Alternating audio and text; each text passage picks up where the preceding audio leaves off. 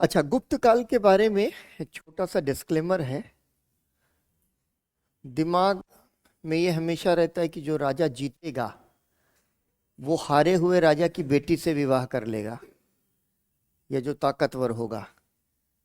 और यहाँ उल्टा है।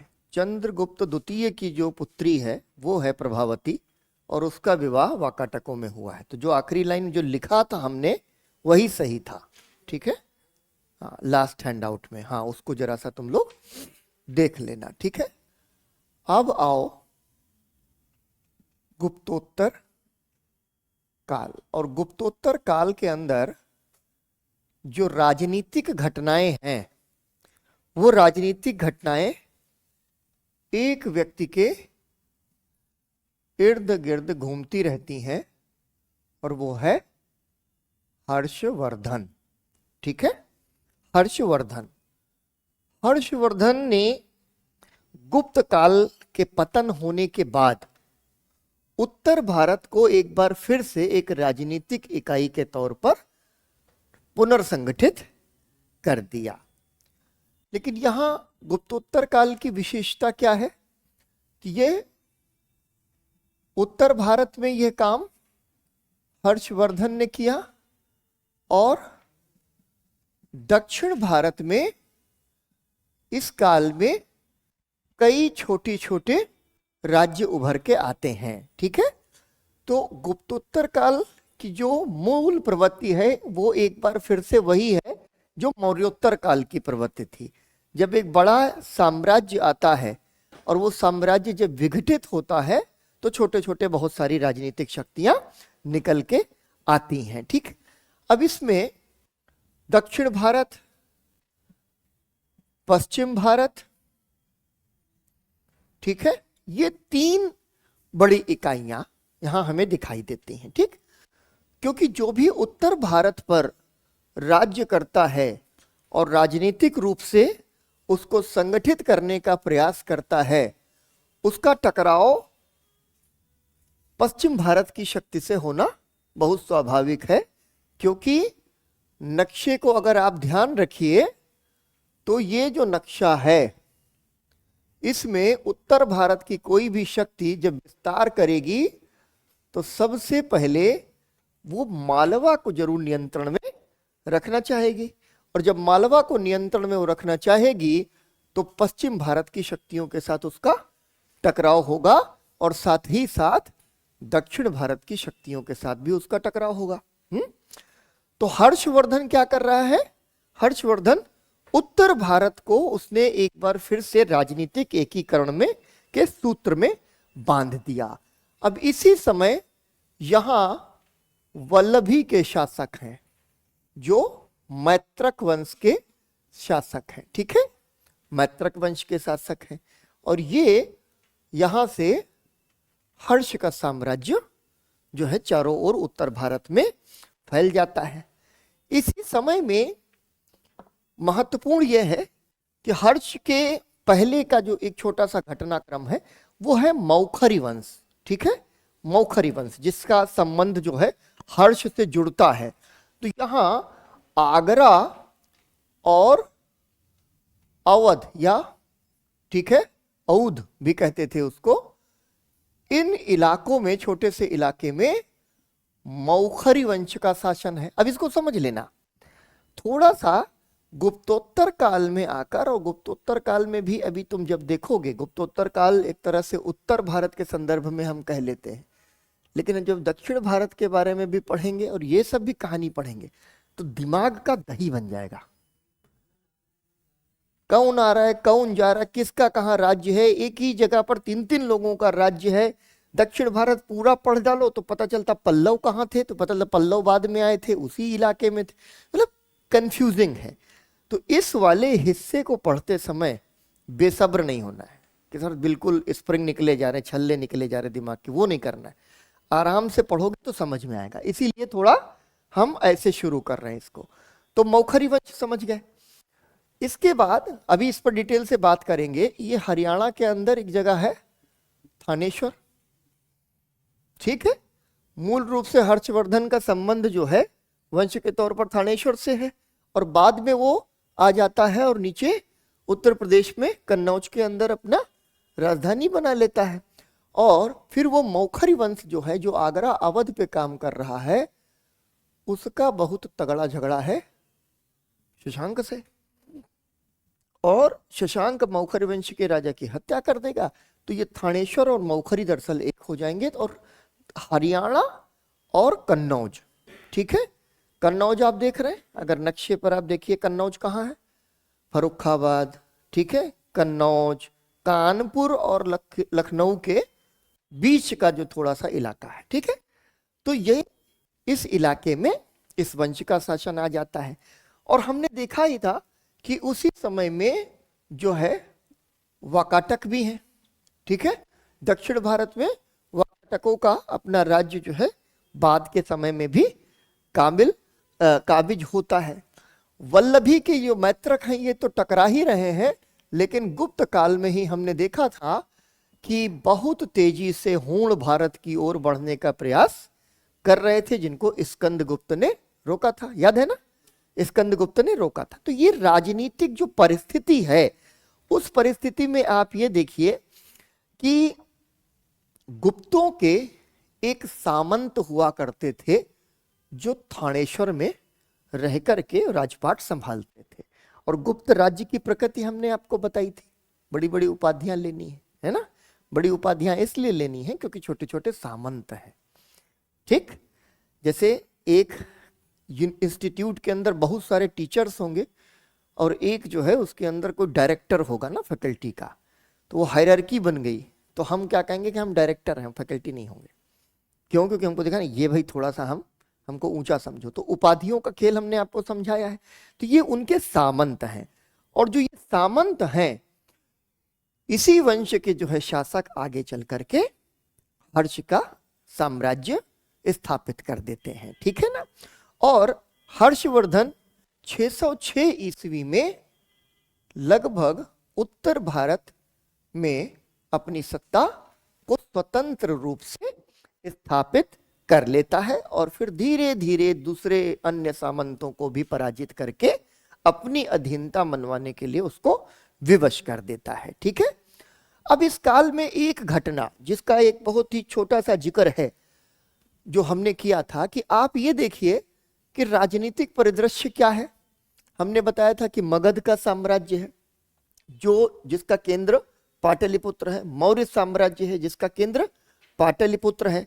गुप्तों ने परंपरा का पालन किया, राजधानी पाटलिपुत्र रखी, लेकिन वो उत्तर भारत की ओर बढ़ने के प्रयास में प्रयाग और अन्य केंद्रों को भी महत्वपूर्ण जो है ढंग से स्थापित करने लग गए। क्यों?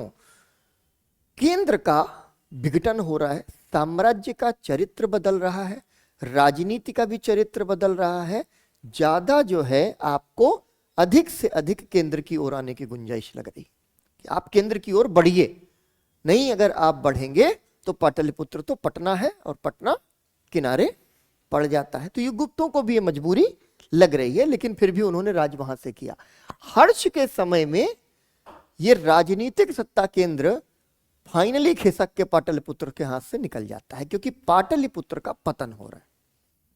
पाटलिपुत्र का एक राजनीतिक केंद्र की ओर पतन हो रहा है, और हम यहां पर इस राजनीतिक प्रक्रिया के बारे में भी बात करेंगे जो आपको ये समझने में मदद करती है कि राजनीतिक घटनाक्रम जब घटित होते हैं तो उनके पीछे क्या कारण होते हैं। मुख्य परीक्षा की दृष्टि से इतिहास को पढ़ते समय आपको इन चीजों पर गौर फरमाना पड़ता है, ठीक है। निश्चित है कि राजधानी बनाने के संबंध में एक चीज तो है कि केंद्र हो, लेकिन राजधानी सुरक्षित भी होनी चाहिए। राजधानी सुरक्षित भी होनी चाहिए। एक चलो तुम्हारा एक मेंस का जो है हिस्ट्री का क्वेश्चन है, दिल्ली में ऐसी कौन से जो है सुरकाब के पर लगे थे कि एक बार दिल्ली जो है राजधानी बनी तो बनी ही रह गई। ठीक है, केंद्र में है, ये बात तो हो ही गई कि केंद्र में है।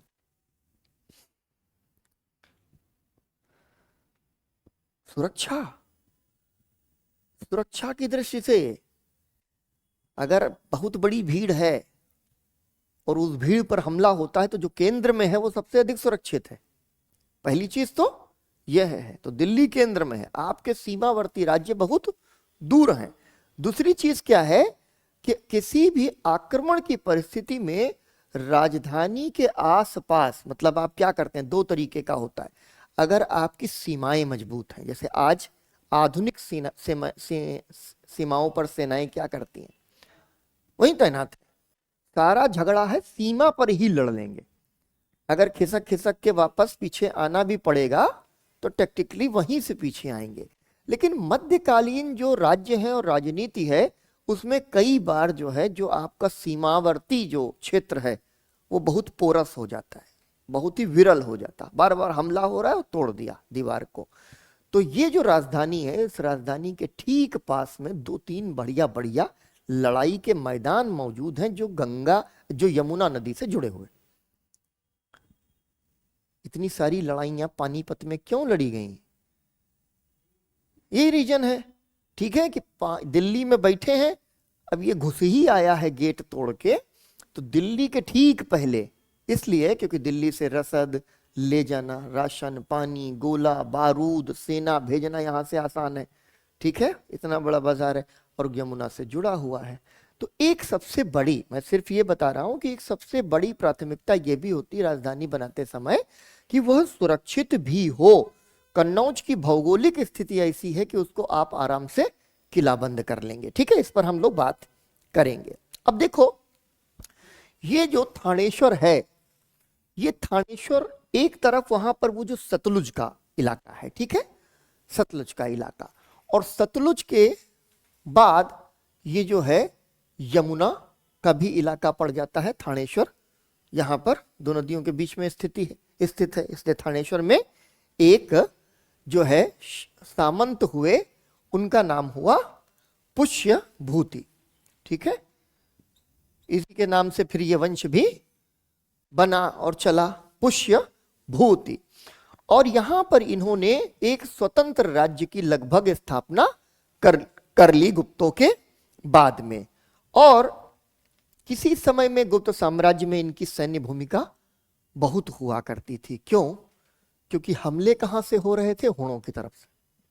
जब हुणों की तरफ से हमले हो रहे थे तो हरियाणा में लड़ाई ज्यादा लड़नी पड़ेगी, इसलिए इन्होंने अपनी सेना वगैरह मजबूत की, और सेना मजबूत की इसलिए गुप्तों के सामंती सेना तंत्र में इनकी भूमिका बड़ी धीरे धीरे महत्वपूर्ण होती चली गई थी। इसीलिए जैसे गुप्त खत्म हुए वैसे ही पुष्यभूति स्वतंत्र हो गया और शक्तिशाली रूप से स्वतंत्र हो गया। 580 से 605 ईस्वी के बीच में इन्होंने राज किया, 580 से 605, और एक साल के बाद में हर्षवर्धन राजा बन जाता है। ठीक है,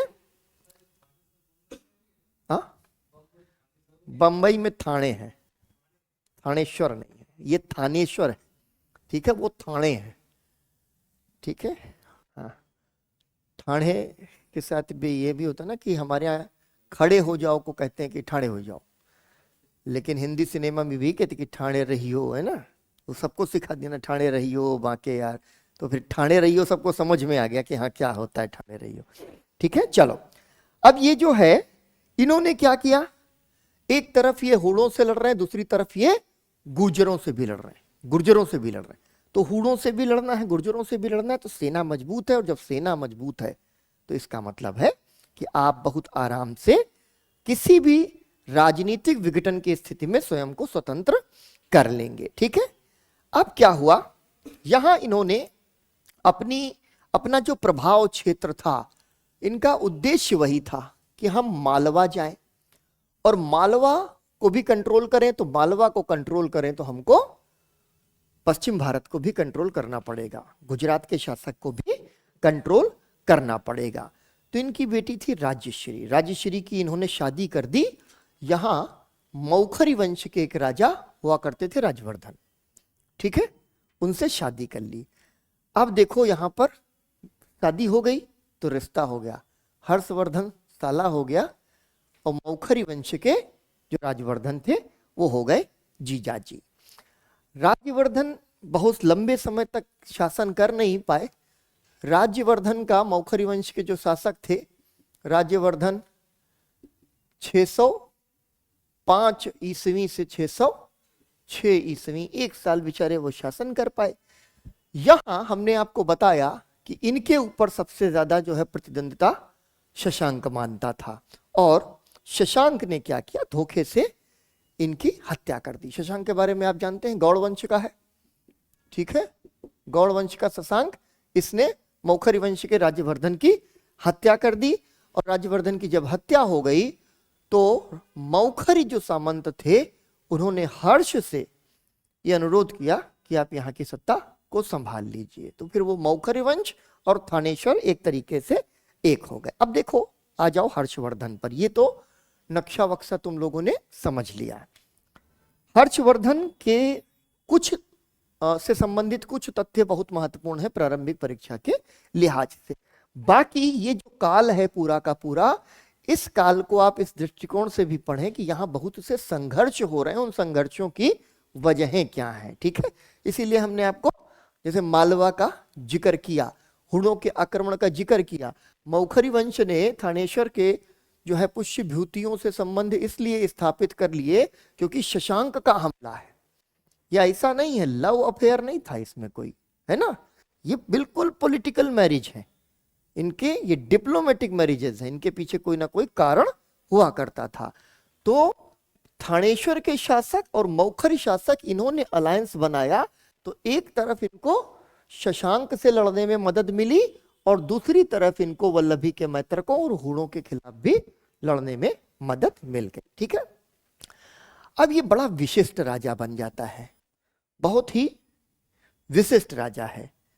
मतलब कुछ राजाओं के बारे में और अधिक पढ़ने और जानने की आपको इच्छा करती है, तो ये उन राजाओं में एक है। जैसे मेरे मन में चंद्रगुप्त द्वितीय या समुद्रगुप्त के बारे में पढ़ने की इच्छा होती है, अशोक के बारे में होती, तो उस तरीके से इस काल में आप हर्षवर्धन को देखिए।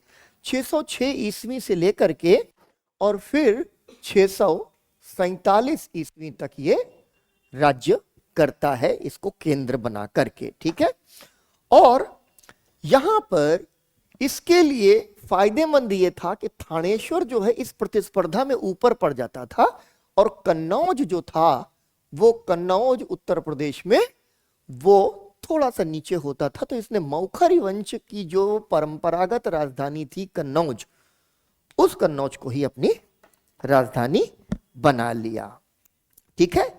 और इसने एक बोधिसत्व हुआ करते थे, बहुत महान बोधिसत्व, अवलोकितेश्वर।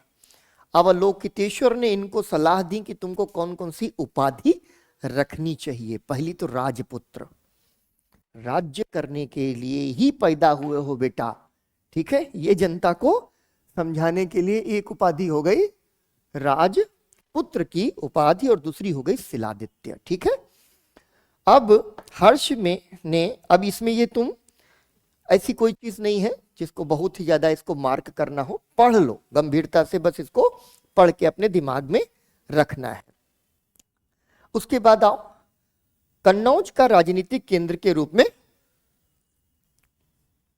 उद्भव हो जाता है, और इस उद्भव की वजह से जो गंगा यमुना का दोआब था, जो एक तरह से अपनी उत्पादकता की वजह से गुप्तों के काल से ही इस इलाके को सभी को नियंत्रण करने की कोशिश कर रहे थे, नहीं, आर्यावर्त का जो इलाका था, तो गंगा यमुना दोआब का भी महत्व उसके साथ बढ़ गया, नीचे मालवा का दोआब का भी महत्व बढ़ गया। अब इसके बाद क्या होता है, यहां एक शक्ति इनके अवशेषों पर खड़ी होती है, और वो है चालुक्य। सब समझोगे तुम लोग, ठीक है। हर्ष के संबंध में आपको चालुक्यों के बारे में एक ही चीज याद रखनी है कि चालुक्यों का और हर्ष का आपस में संघर्ष होता है, क्योंकि चालुक्य चाहता है कि हर्ष को वो पीछे धकेल दे, और हर्ष चाहता है कि वो नीचे दक्कन की तरफ विस्तार कर ले। इसलिए चालुक्यों के साथ इनका संघर्ष हुआ, और भले ही प्रतिद्वंदी हैं, दुश्मन हैं, लेकिन वो उसको उपाधि भी, पुलकेशिन द्वितीय का एक जो है प्रशस्ति गायक है रविकीर्त, तो रविकीर्ति जो है पुलकेशिन द्वितीय के साथ उसके संघर्ष का जिक्र करते हुए भी उसको क्या कहता है कि सकालोत्तर पथनाथ, सकल उत्तर पथनाथ, ठीक है। समस्त उत्तर के जो स्वामी हैं वो कौन है? हर्ष है। इसका मतलब है कि उत्तर में हर्षचरित का डंका, हर्ष का डंका बज रहा था। अब देखो, हर्षकालीन जानकारी के स्रोत यूपीएससी के दृष्टिकोण से बहुत महत्वपूर्ण हैं। पहले हैं साहित्यिक स्रोत, दूसरे हैं विदेशी, ठीक है, और तीसरे पुरातात्विक स्रोत, ठीक है। इनमें यहां से आपके प्रश्न आने की गुंजाइश बहुत बढ़ जाती है, ठीक है। पहला, हर्षचरित। हर्षचरित किसने लिखा? बाणभट्ट की रचना है। देखो, जागृति के एकदम उसके अपने फोर्टे का प्रश्न आ गया, कहते सर बाणभट्ट, हमसे ये सब छोटे छोटे सवाल ना पूछा करो, मतलब वो उसका ही था। ये बाणभट्ट की रचना है, ठीक है। इसमें 8 उच्चास हैं। उच्चास एक तरीके के चैप्टर्स हैं, ठीक है। और पहले 3 में जो बाण है अपनी आत्मकथा लिखता है, ठीक। राजा चक्कर में अपना भी मामला फिट कर देता हूं कि हमारे बारे में कौन पढ़ेगा, राजा के बारे में लिखोगे, पढ़वे करेंगे, पहले 3 चैप्टर झेल ले जाएंगे क्योंकि हमारे बारे में लिखे। तो आत्मकथा लिखता है। और आखिरी जो 5 हैं उनमें सम्राट हर्षवर्धन का जीवन चरित्र, ये ध्यान रखना है। बाणभट्ट की निम्न में से कौन सी रचना है, ये प्रश्न नहीं बनेगा, बहुत ही कॉमन फैक्ट है। और ना ही वाइसे वर्षा बनेगा। ये बन सकता है कि बाणभट्ट, ठीक है, के हर्षचरित्र से संबंधित निम्नलिखित में से कौन से कथन सत्य या असत्य हैं, ठीक है। तो ये क्या है कि इसमें बाणभट्ट की खुद की भी आत्मकथा 3 चैप्टर्स में लिखी गई है। दूसरी विशेषता क्या है? संस्कृत में लिखी गई है। तीसरी विशेषता क्या है? गद्य रूप में लिखी गई है।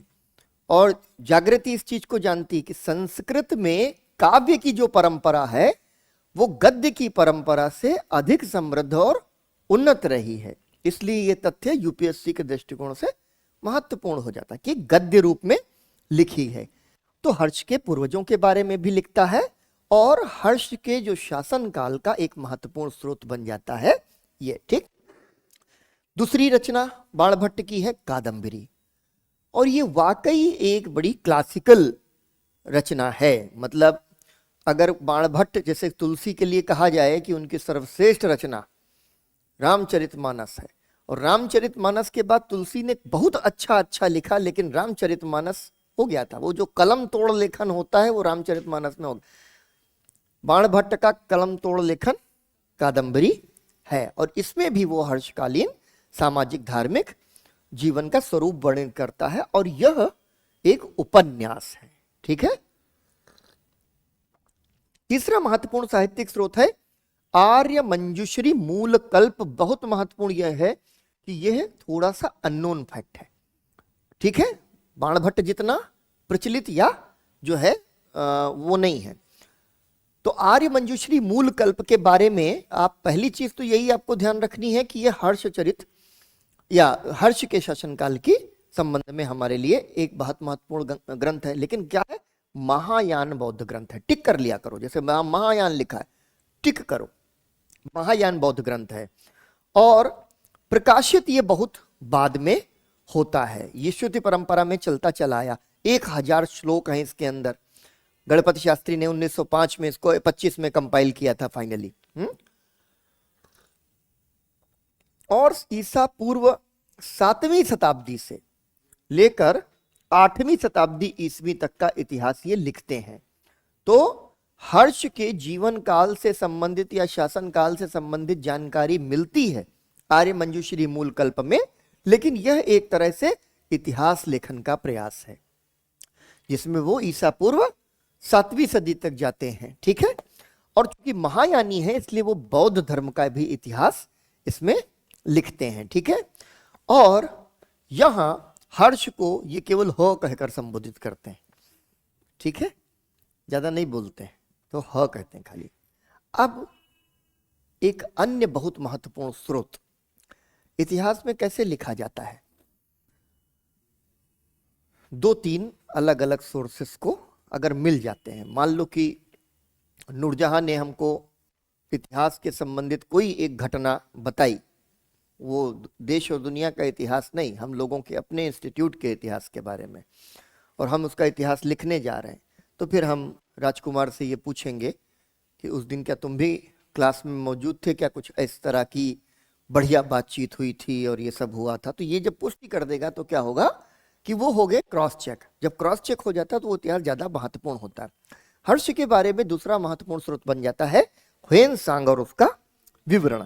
चीनी यात्री है, सबको पता है। हर्ष के समय भारत आया था, सबको पता है। और इसने अपना यात्रा वृत्तांत लिखा। यात्रा वृत्तांत का नाम है सीयूकी, ठीक है, सीयूकी। और यहां से हर्षकालीन संस्कृति राजनीति का हमें पता चलता है। ह्वेनसांग को कहते हैं तीर्थ यात्रियों का राजकुमार है। बहुत सुंदर वर्णन ये करता है, अपने यात्रा वृत्तांत लिखता है। और तीर्थ यात्रियों का राजकुमार इसलिए बौद्ध है, और बौद्ध जो धार्मिक स्थान है वहां घूम घूम करके वहां के समाज संस्कृति के बारे में भी हमें ये जानकारी देता है। 5 साल हमारी जो है इंटरनेशनल यूनिवर्सिटी में पढ़ाई है, नालंदा में। अच्छा, कल एक चीज हमें अभी ध्यान आई, नालंदा का जिक्र आते, कुमारगुप्त के बारे में बहुत इंपॉर्टेंट फैक्ट है, ठीक। स्कंदगुप्त से पहले जो गुप्त शासक है, क्या है, उसने एक यूनिवर्सिटी बनवाई, विक्रमशिला। शिला ठीक था, तक्ष की जगह विक्रम, ठीक है। चलो, तो उसको कहीं लिख लेना है, वो महत्वपूर्ण तथ्य है, वो तुमको कहीं एनसीईआरटी वगैरह पढ़ते समय भी कहीं मिल ही जाएगा। तो ये 5 साल नालंदा यूनिवर्सिटी आया, और हर्ष ने इसकी बड़ी प्रशंसा की, और बदले में फिर इसने हर्ष की बहुत प्रशंसा की। लौटते समय अपने साथ ये बुद्ध के कुछ अवशेष ले गया, मूर्तियां ले गया, और बहुत सी पांडुलिपियां भी लेकर के गया। अब ये जो ह्वेनसांग है, ये कहता है कि हर्ष महायानी बौद्ध था, ठीक है ना, महायानी बौद्ध था। और ये दावा जो है ये कंटेस्टेड है। कंटेस्टेड से मतलब ये है, ऐसा लगता है कि ह्वेनसांग हिंदुस्तान में हर जगह बौद्ध धर्म की ही प्राण प्रतिष्ठा कर देना चाहता था। तो हर्ष को वो ये दिखाना चाहता है कि ये बौद्ध धर्म का संरक्षक है। और फिर उसके राज्यकाल में जो बौद्ध संगीतियां होती हैं उनके बारे में भी वो हमें जानकारी देता है, ठीक है। अब देखो, इस पे आगे हम बात करेंगे संगीतियों पर। और ये भी बताता है कि वो किस तरीके से अपने मंत्रियों को जो वेतन देता है वो भूमि अनुदान के रूप में देता। अब यहां पर जैसे ही मैंने कहा कुंजी है, किसी भी संबंधित भूमि राजस्व वेतन, यही तुम्हारा काम है बेटा, ठीक है। आईएएस बनने के बाद तुरंत इसको मार्क करो। हर्ष कहता है, ह्वेनसांग कहता है कि हर्ष अपने मंत्रियों को जो वेतन देता है वो भूमि अनुदान के रूप में देता है। इस बात को यहीं छोड़ देंगे तो यहीं हो जाएगा, तथ्य रट लिया, नहीं। समझ रहे हो कि किस तरीके से सातवाहनों से भूमिदान की प्रथा शुरू हो रही है, गुप्तों के समय में आकर मजबूत हो रही है। और यहां स्थिति ऐसी है कि ब्राह्मणों वगैरह को ही भूमिदान नहीं मिल रहा, मंत्रियों को वेतन भी अब भूमिदान करके मिल रहा। यानी स्टेट ने राज्य की जो कर वसूलने की जो क्षमता है वो ऐसा लगता है कि धीरे धीरे वो छोड़ रहा है। उसकी परिस्थितियां अलग अलग हो सकती हैं, ठीक है। अच्छा आकाश, आज का लर्निंग एड अपलोड नहीं हुआ? एक बार बेटा पूछो आदित्य से, ठीक है। तुम भेजते हो सुमित ना? हाँ भेज दो भेज दो।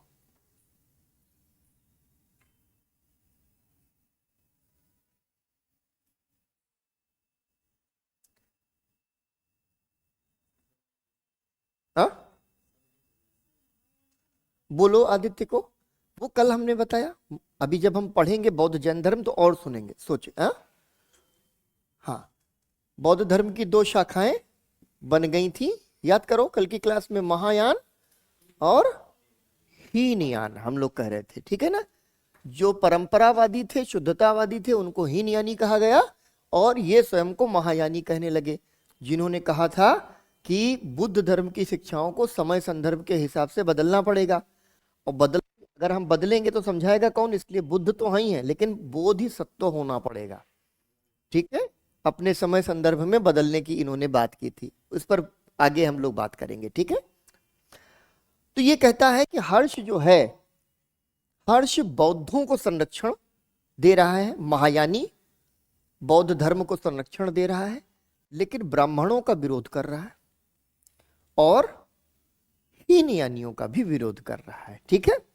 लेकिन वहीं पर ये भी कह देता है एक अलग जगह पर कि हर्ष ने जो प्रयाग में और कन्नौज में, कहां कहां पर दो संगीतियां उसने की, दो बौद्ध संगीतियां हर्ष के नाम पर लिखी जाती हैं, पहली प्रयाग में, ठीक है, और दूसरी कन्नौज में।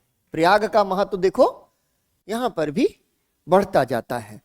तो प्रयाग और कन्नौज, उसमें प्रयाग की संगीत के बारे में ह्वेनसांग क्या लिखता है, वो कहता है कि इस समारोह में बुद्ध ने 3 देवताओं की पूजा की। उसमें एक तो बुद्ध थे वेरी ऑब्वियसली, दूसरे थे शिव और तीसरे सूर्य। तो अगर वो इस संगीत में शिव और सूर्य की भी पूजा कर रहा है, इसका मतलब है कि जिस तरह का चित्रण हर्ष के बारे में ह्वेनसांग देता है उसमें पूर्वाग्रह बहुत है, ठीक है, ये आपको ध्यान रखना है। तो ये क्या है, प्रयाग समारोह से संबंधित इस चीज को आप जरा मार्क कर लीजिए, ठीक है। दूसरी चीज वो कहता है कि सभी धर्म के अनुयायियों को दान वितरित किया, सभी धर्म के अनुयायियों को दान वितरित किया, ठीक है। फिर हर्ष के 2 अभिलेख हैं, बांसखेड़ा मधुबन ताम्रपत्र लेख। इसमें वो क्या है, उसमें लिखा हुआ है कि हर्ष ने ऋग्वेदीय और सामवेदीय ब्राह्मणों को भूमि अनुदान दिया। मार्क करिए, इंपॉर्टेंट फैक्ट है, ठीक। ये शिलालेख ये भी दिखाते हैं कि आरंभिक पुष्यभूति शासक, इसके जो पिता हैं, ठीक है, वो सूर्य के उपासक थे, जबकि मौखरी वंश का राज्यवर्धन जो था वो बौद्ध था। ये सांस्कृतिक परंपरा जबरदस्त है। और इन्हीं शिलालेखों में क्या कहते हैं ये शिलालेख कि जो हर्ष है वो शिव भक्त है, ठीक है। तो 3 अलग अलग चीजें आपको क्या ध्यान रखना है। ह्वेनसांग कहता है कि वो बौद्ध है और महायानी बौद्ध है। दूसरी चीज ध्यान रखनी है कि प्रयाग के भीतर जो समारोह होता है, जो बौद्ध संगीति होती है, उस संगीति में वो 3 देवताओं की पूजा करता है, बुद्ध की, शिव की और सूर्य की पूजा करता है।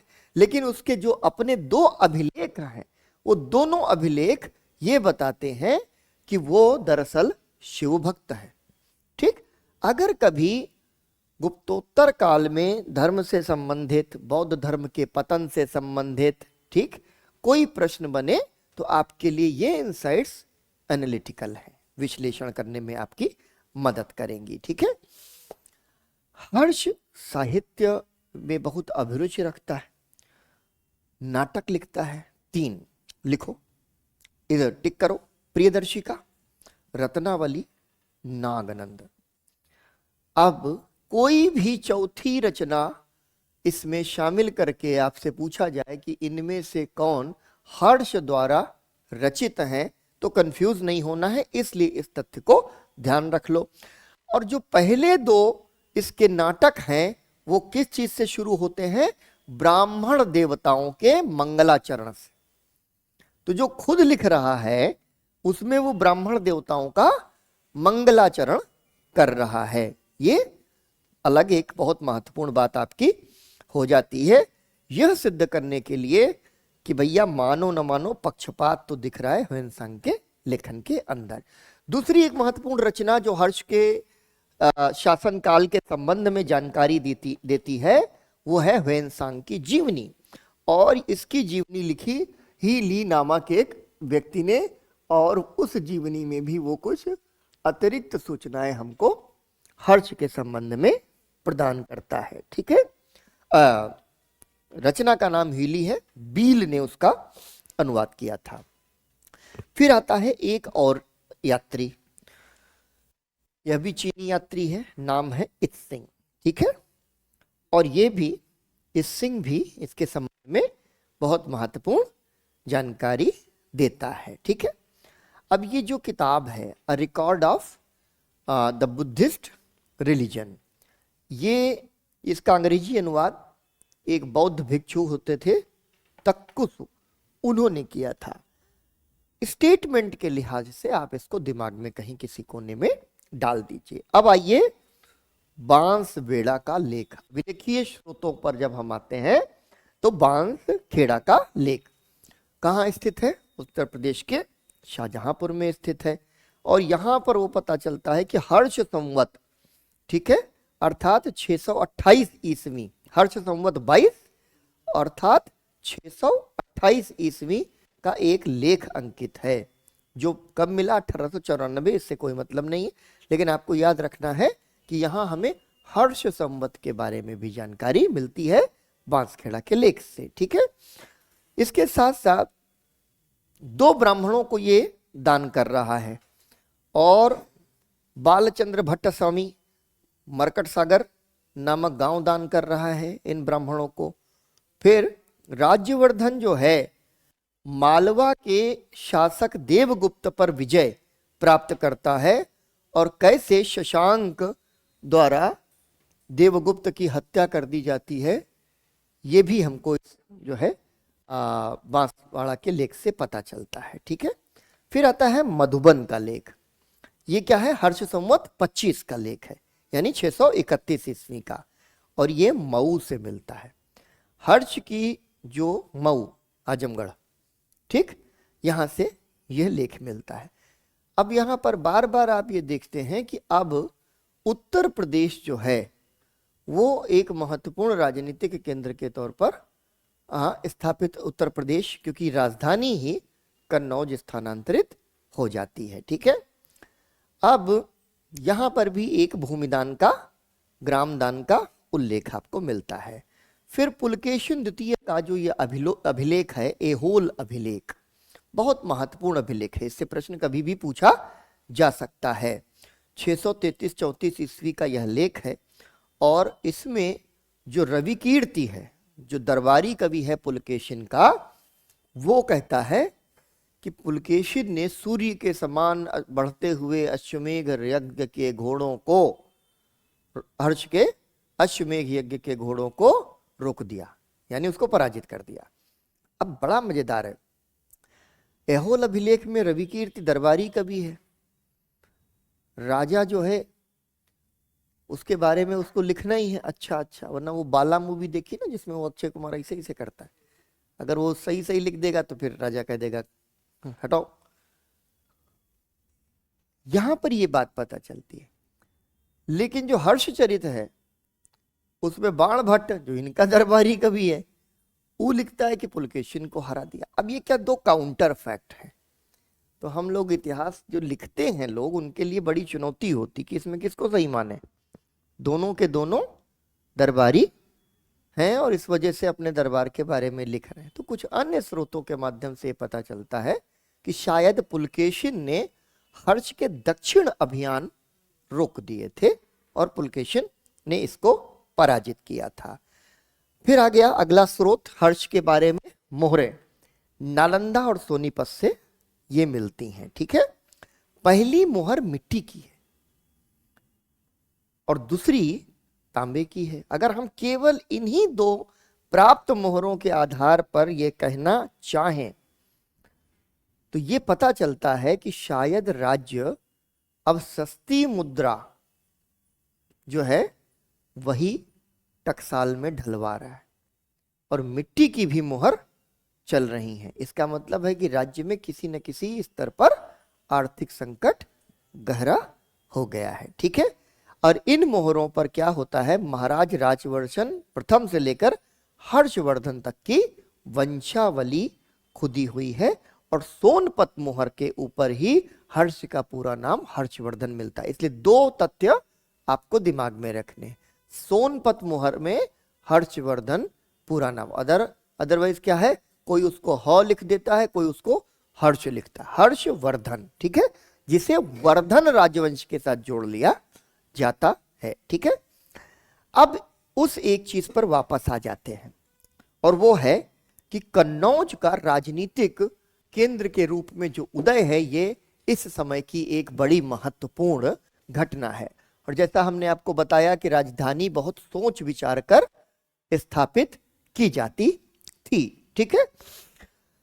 और इसके पीछे की एक वजह क्या है कि हमने आपको ये बात बोली कि ये जो पाटलिपुत्र है साम्राज्य के विस्तार की दृष्टि से थोड़ा सा पूर्व में पड़ जा रहा है, और इस वजह से राजधानी नगर की जो मूल संकल्पना थी कि राजधानी में ही सबसे ज्यादा सेना होती थी। दिल्ली क्यों फैल गया दिल्ली सल्तनत के समय में? क्योंकि सेना बहुत बड़ी रखनी थी, स्टैंडिंग आर्मी। खासतौर पर अलाउद्दीन खिलजी बहुत बड़ी सेना रखता, मोहम्मद बिन तुगलक बहुत बड़ी सेना रखता। कितनी बड़ी सेना, कितनी होती होगी उस जमाने की सेना? आज की इंडियन आर्मी कितनी है? हाँ? तीसरे चौथे नहीं, संख्या बताओ। ठीक है, हाँ, 13 लाख के ऊपर। ठीक है, उस समय जबकि दिल्ली सल्तनत आज की तुलना में, आज के भारत की तुलना में बहुत छोटी है, इसके बावजूद 6 लाख की सेना। इसलिए दिल्ली फैल गया। जहां सेना 6 लाख की पड़ी होगी वहां बाजार चाहिए, वहां सड़कें चाहिए, वहां रहने के लिए शिविर चाहिए। तो आप क्या होता है कि धीरे धीरे सेनाओं के नगर बसने लगते हैं, और जो सेनाएं होती थी उनके शिविरों से एक पूरी की पूरी भाषा निकल गई।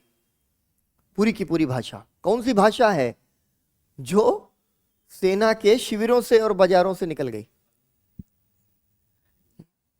उर्दू, उर्दू मोहल्ला। सैन्य शिविरों के भीतर जो है होता क्या है कि आ रहे हैं लोग दूर दूर से सामान बेचने, तो वहां पर क्या होगा कि जो सैनिक हैं और जो दूर दराज के लोग हैं उनके बीच में कॉन्वर्सेशन कैसे होगा? भाई हम भाषा जानते हैं एक दूसरे की तो हम बात कर लेंगे, भाषा नहीं जानते हैं तो क्या होता है? इसको अगर आपको आइडिया लेना है तो किसी फॉरेनर को आप देख लीजिए कि इंडियन किसी मार्केट में, सरोजिनी नगर की मार्केट में लोग कैसे डील करें। सर सर 500 ओनली, 500 ओनली, 30 रुपए की चीज वो बेच रहे हैं, 500 ओनली। इससे ज्यादा का कॉन्वर्सेशन उनको नहीं आता है। ठीक है, हाँ, कितना कितना? 500 ओनली, 500 ओनली वो इंग्लिश में बोलेंगे, उसके बाद कहेंगे कितना। तो ये जो भाषा है ना, ये भाषा मेल जोल है। भाषा का मूल प्रयोजन है संवाद। भाषा का और कोई तो महत्व तो नहीं होता है ना, कि हम अपनी बात, इसको ये अपनी बात हमको समझा ले, इतनी ही भाषा होनी चाहिए। तो बाजार क्या है? बाजार बड़ी लचीली है। इसी बाजार ने तुम्हारी एक नई भाषा पैदा कर दी। कौन सी? इंग्लिश।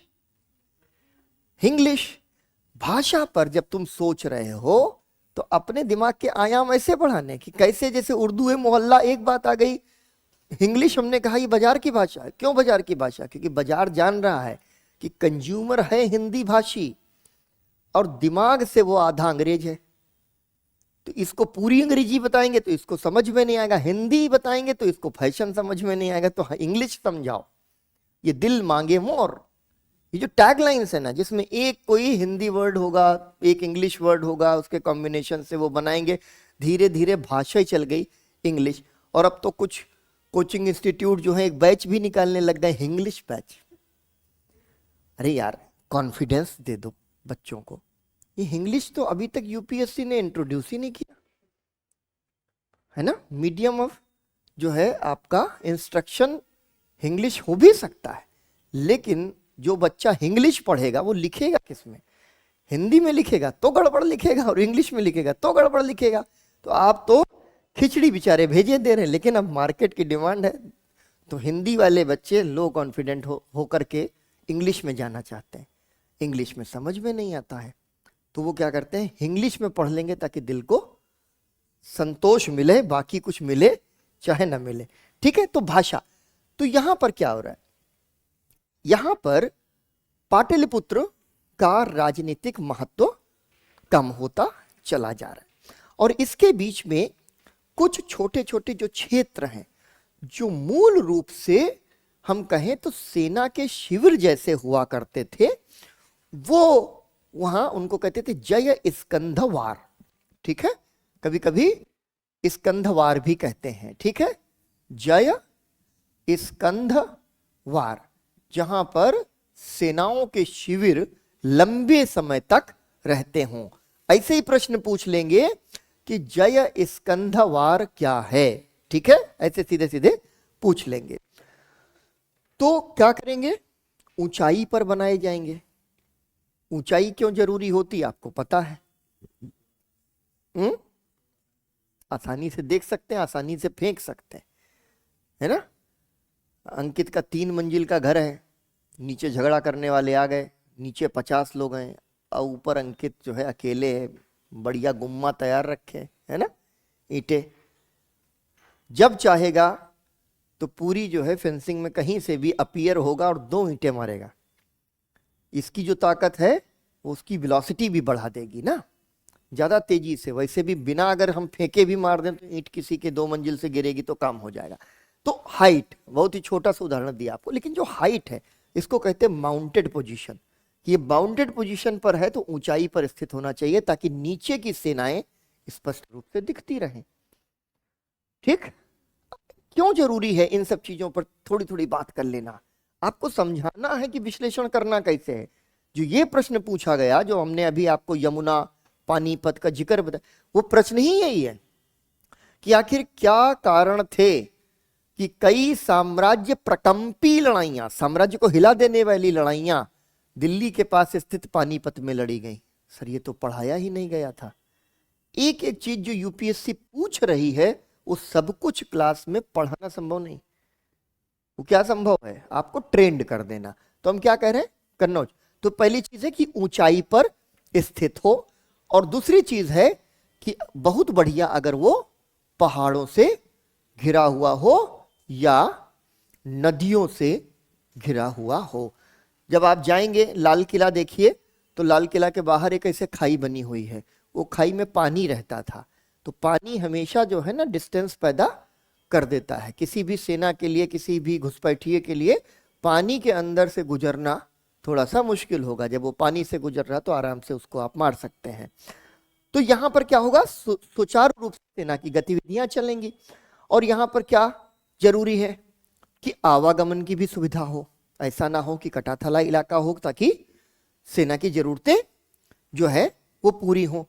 तो ये जो पुरानी राजधानियां थीं उनके महत्व को ये घटा रहे थे जय स्कंधवार धीरे धीरे। ठीक है, और इसका मतलब था विजय शिविर, जय स्कंधवार।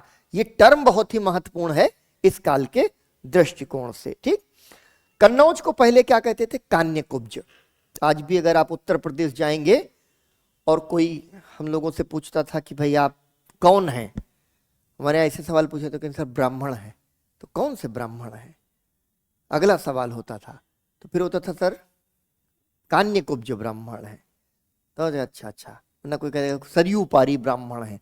ब्राह्मणों में भी तो बड़ी लड़ाई ना, तुम 18 बिस्वा हम 20 बिस्वा, बिस्वा बिस्वा की लड़ाई जो है लड़ते रहते हैं। ठीक, चलो तो यहां पर क्या है, कान्यकुब्ज इसको पहले कहा जाता था, और इसका एक और नाम था महोदय। अब यहां से सवाल कैसे बन सकता है, ठीक है, कि कान्यकुब्ज हो गया, महोदय हो गया। ऐसे पूछ लें कि निम्न में से कौन सा नगर महोदय नाम से जाना जाता था। सीधा सा एक प्रश्न है जो आपकी आंख के सामने से गुजरेगा, आपने अगर उसको प्रश्न के तौर पर पकड़ लिया तो आ गया मेमोरी में। ठीक है, तो ये क्या है, महत्वपूर्ण होता चला गया, क्योंकि ये जितनी भी कंडीशंस थी उस हिसाब से कान्यकुब्ज बहुत आइडियल था। कन्नौज बहुत ही आइडियल जगह हुआ करती थी, गंगा यमुना के दोआब में स्थित था। बहुत आराम से इसकी किलेबंदी करवाई जा सकती थी, किलेबंदी जो है बहुत सुगम थी। मैदानी इलाका भी इसके पास में था, और थोड़ा सा ऊंचा नीचा इलाका भी यहाँ पर था, इसलिए इसकी सुगमता से किलाबंदी आप कर सकते हैं। और गंगा के तटीय क्षेत्र के कृषि विस्तार के अंतर्गत आता था, यानी कि ये जो है इलाका जलीय परिवहन की दृष्टि से भी कन्नौज इसमें उपयुक्त बैठ गया, इसलिए इसको राजधानी बना लिया गया। ठीक है, फिर क्या था कि राजा जो भूमि अनुदान करता था, उन भूमि अनुदानों को दूर दराज के इलाकों में उनको करता था जिनको दंडित करता था। हमने कोई ऐसा इलाका जीता जिसे नियंत्रण में रखना मुश्किल है, और उसको उसकी वजह से हम नहीं चाहते कि सुमित दिल्ली राजधानी में रहें, तो सुमित को हम दक्कन भेज देंगे कि जाओ बेटा संभालो जाके, मराठों को तुम ही झेलो। लेकिन आमतौर पर क्या होता था कि जो अपने सहयोगी होते थे, जिन्हें आपको भूमि अनुदान देना है, जो ब्राह्मण हैं, जिनको आप नजदीक रखने का प्रयास करें, तो उर्वर दान योग्य भूमि राजधानी के अगर आसपास हो तो इससे अच्छा नहीं हो सकता था। कन्नौज के आसपास भूमि बहुत थी जिसको आप अनुदान के तौर पर दे सकते थे, और इस वजह से ब्राह्मणों की एक पूरी फौज कन्नौज के आसपास इकट्ठा हुई। और इसी वजह से आज तक ब्राह्मण कहने पर पूछा जाता है कि कान्यकुब्ज ब्राह्मण हो या नहीं, कन्नौज के ब्राह्मण हैं आप या नहीं, जबकि हम लोग अपने जीवन में कभी कन्नौज नहीं गए हैं। ठीक है, तो यहां पर बसे, और फिर इन्होंने क्या किया कि जब आने वाले समय में ये अलग अलग राज दरबारों में भी गए तो स्वयं को कान्यकुब्ज ब्राह्मण कहते हुए ही गए। ठीक है, तो ये जाति के इतिहास और राजनीति के अंतर संबंधों को भी आप यहां समझ सकते हैं। ठीक, अब गंगा के साथ साथ कन्नौज ऐसे मार्गों से भी जुड़ा है जहां दक्षिण के ओर, जो दक्षिणापथ की ओर जो जाने वाले मार्ग हैं, वो भी उसको संबद्ध करते थे। ठीक है, और इस वजह से महत्वपूर्ण केंद्र के तौर पर उभरा, और धीरे धीरे उत्तर भारत की राजनीति का एक ऐसा केंद्र बना जिसने तकरीबन 500 साल, 400-500 साल तक भारतीय इतिहास को और खास तौर पर उत्तर भारतीय इतिहास को प्रभावित किया। हर्ष के बाद यहां इसी को केंद्र बनाकर कन्नौज पर कब्जे को लेकर के ही एक संघर्ष हुआ जिसको त्रिपक्षीय संघर्ष कहा जाता है। ठीक है, अब देखो यहां इसके बाद में देखो कि कान्यकुब्ज राजधानी किसकी थी, कन्नौज किसकी राजधानी थी, मौखरियों की थी, और मौखरियों के बाद में आ गया वो हर्ष के पास में। ठीक है, और ये वाली कहानी हमने आपको बताई ही है कि कैसे वो एक वैवाहिक संबंध स्थापित हुआ, और वैवाहिक संबंध स्थापित होने की वजह से फिर हर्षवर्धन यहाँ का भी राजा बन गया। अब देखो हर्ष के साम्राज्य का जो विस्तार है, सीधे तौर पर ऐसे इसको समझ लो, जहां जहां महत्वपूर्ण चीजें हैं जो ध्यान में रखने वाली, उनको हम मार्क करवाते चलेंगे।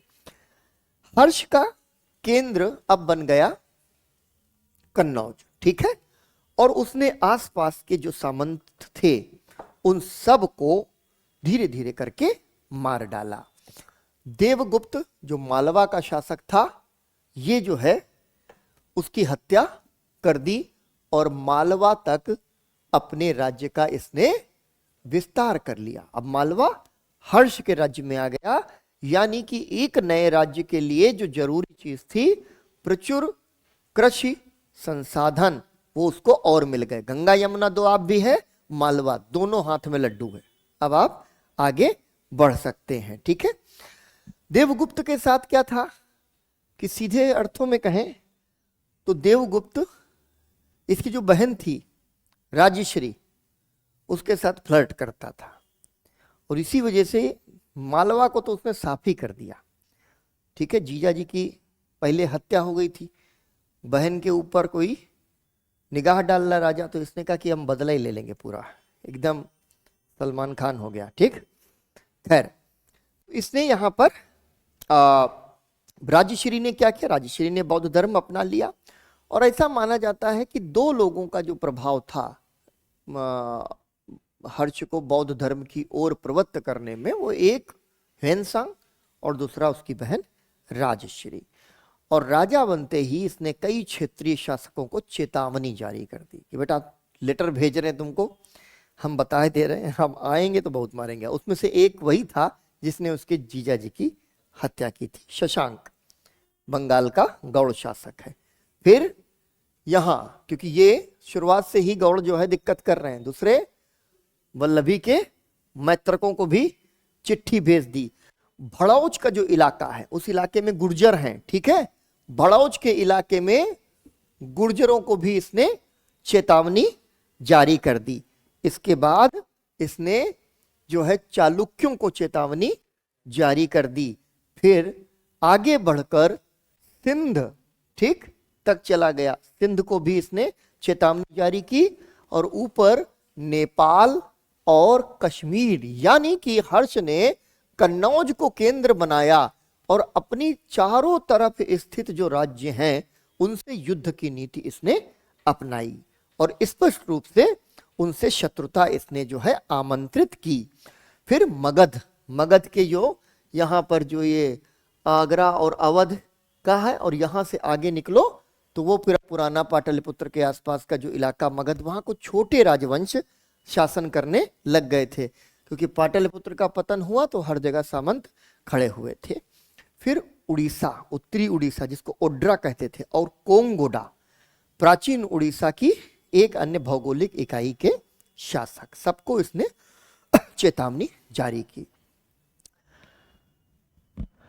बहुत अच्छा रणनीतिकार है। इतिहास सूखा सूखा पढ़ोगे ना परेशान हो जाओगे। ये है गौड़ साहब बैठे हुए, हर्ष को हराना है, ठीक है। हर्ष के संग दिक्कत क्या है बेचारे के साथ कि चारों तरफ शत्रु है पीछे से, और इनके पीछे जो है एक राजा बैठा हुआ है। कौन है? असम के या कामरूप के राजा है। तो वो क्या करता है कि शशांक को दो तरफ से घेरता है कि एक कामरूप और दूसरा हर्ष तो हाई है। दो मोर्चों पर लड़ाई लड़ना किसी भी राज्य के लिए बहुत ही कठिन होता है। इसलिए इंडियन डिप्लोमेसी भी जब आप कभी देखेंगे तो हम कभी पाकिस्तान को एनिमी नंबर 1 मानेंगे और कभी हम चाइना को एनिमी नंबर 1 मानेंगे, ठीक है।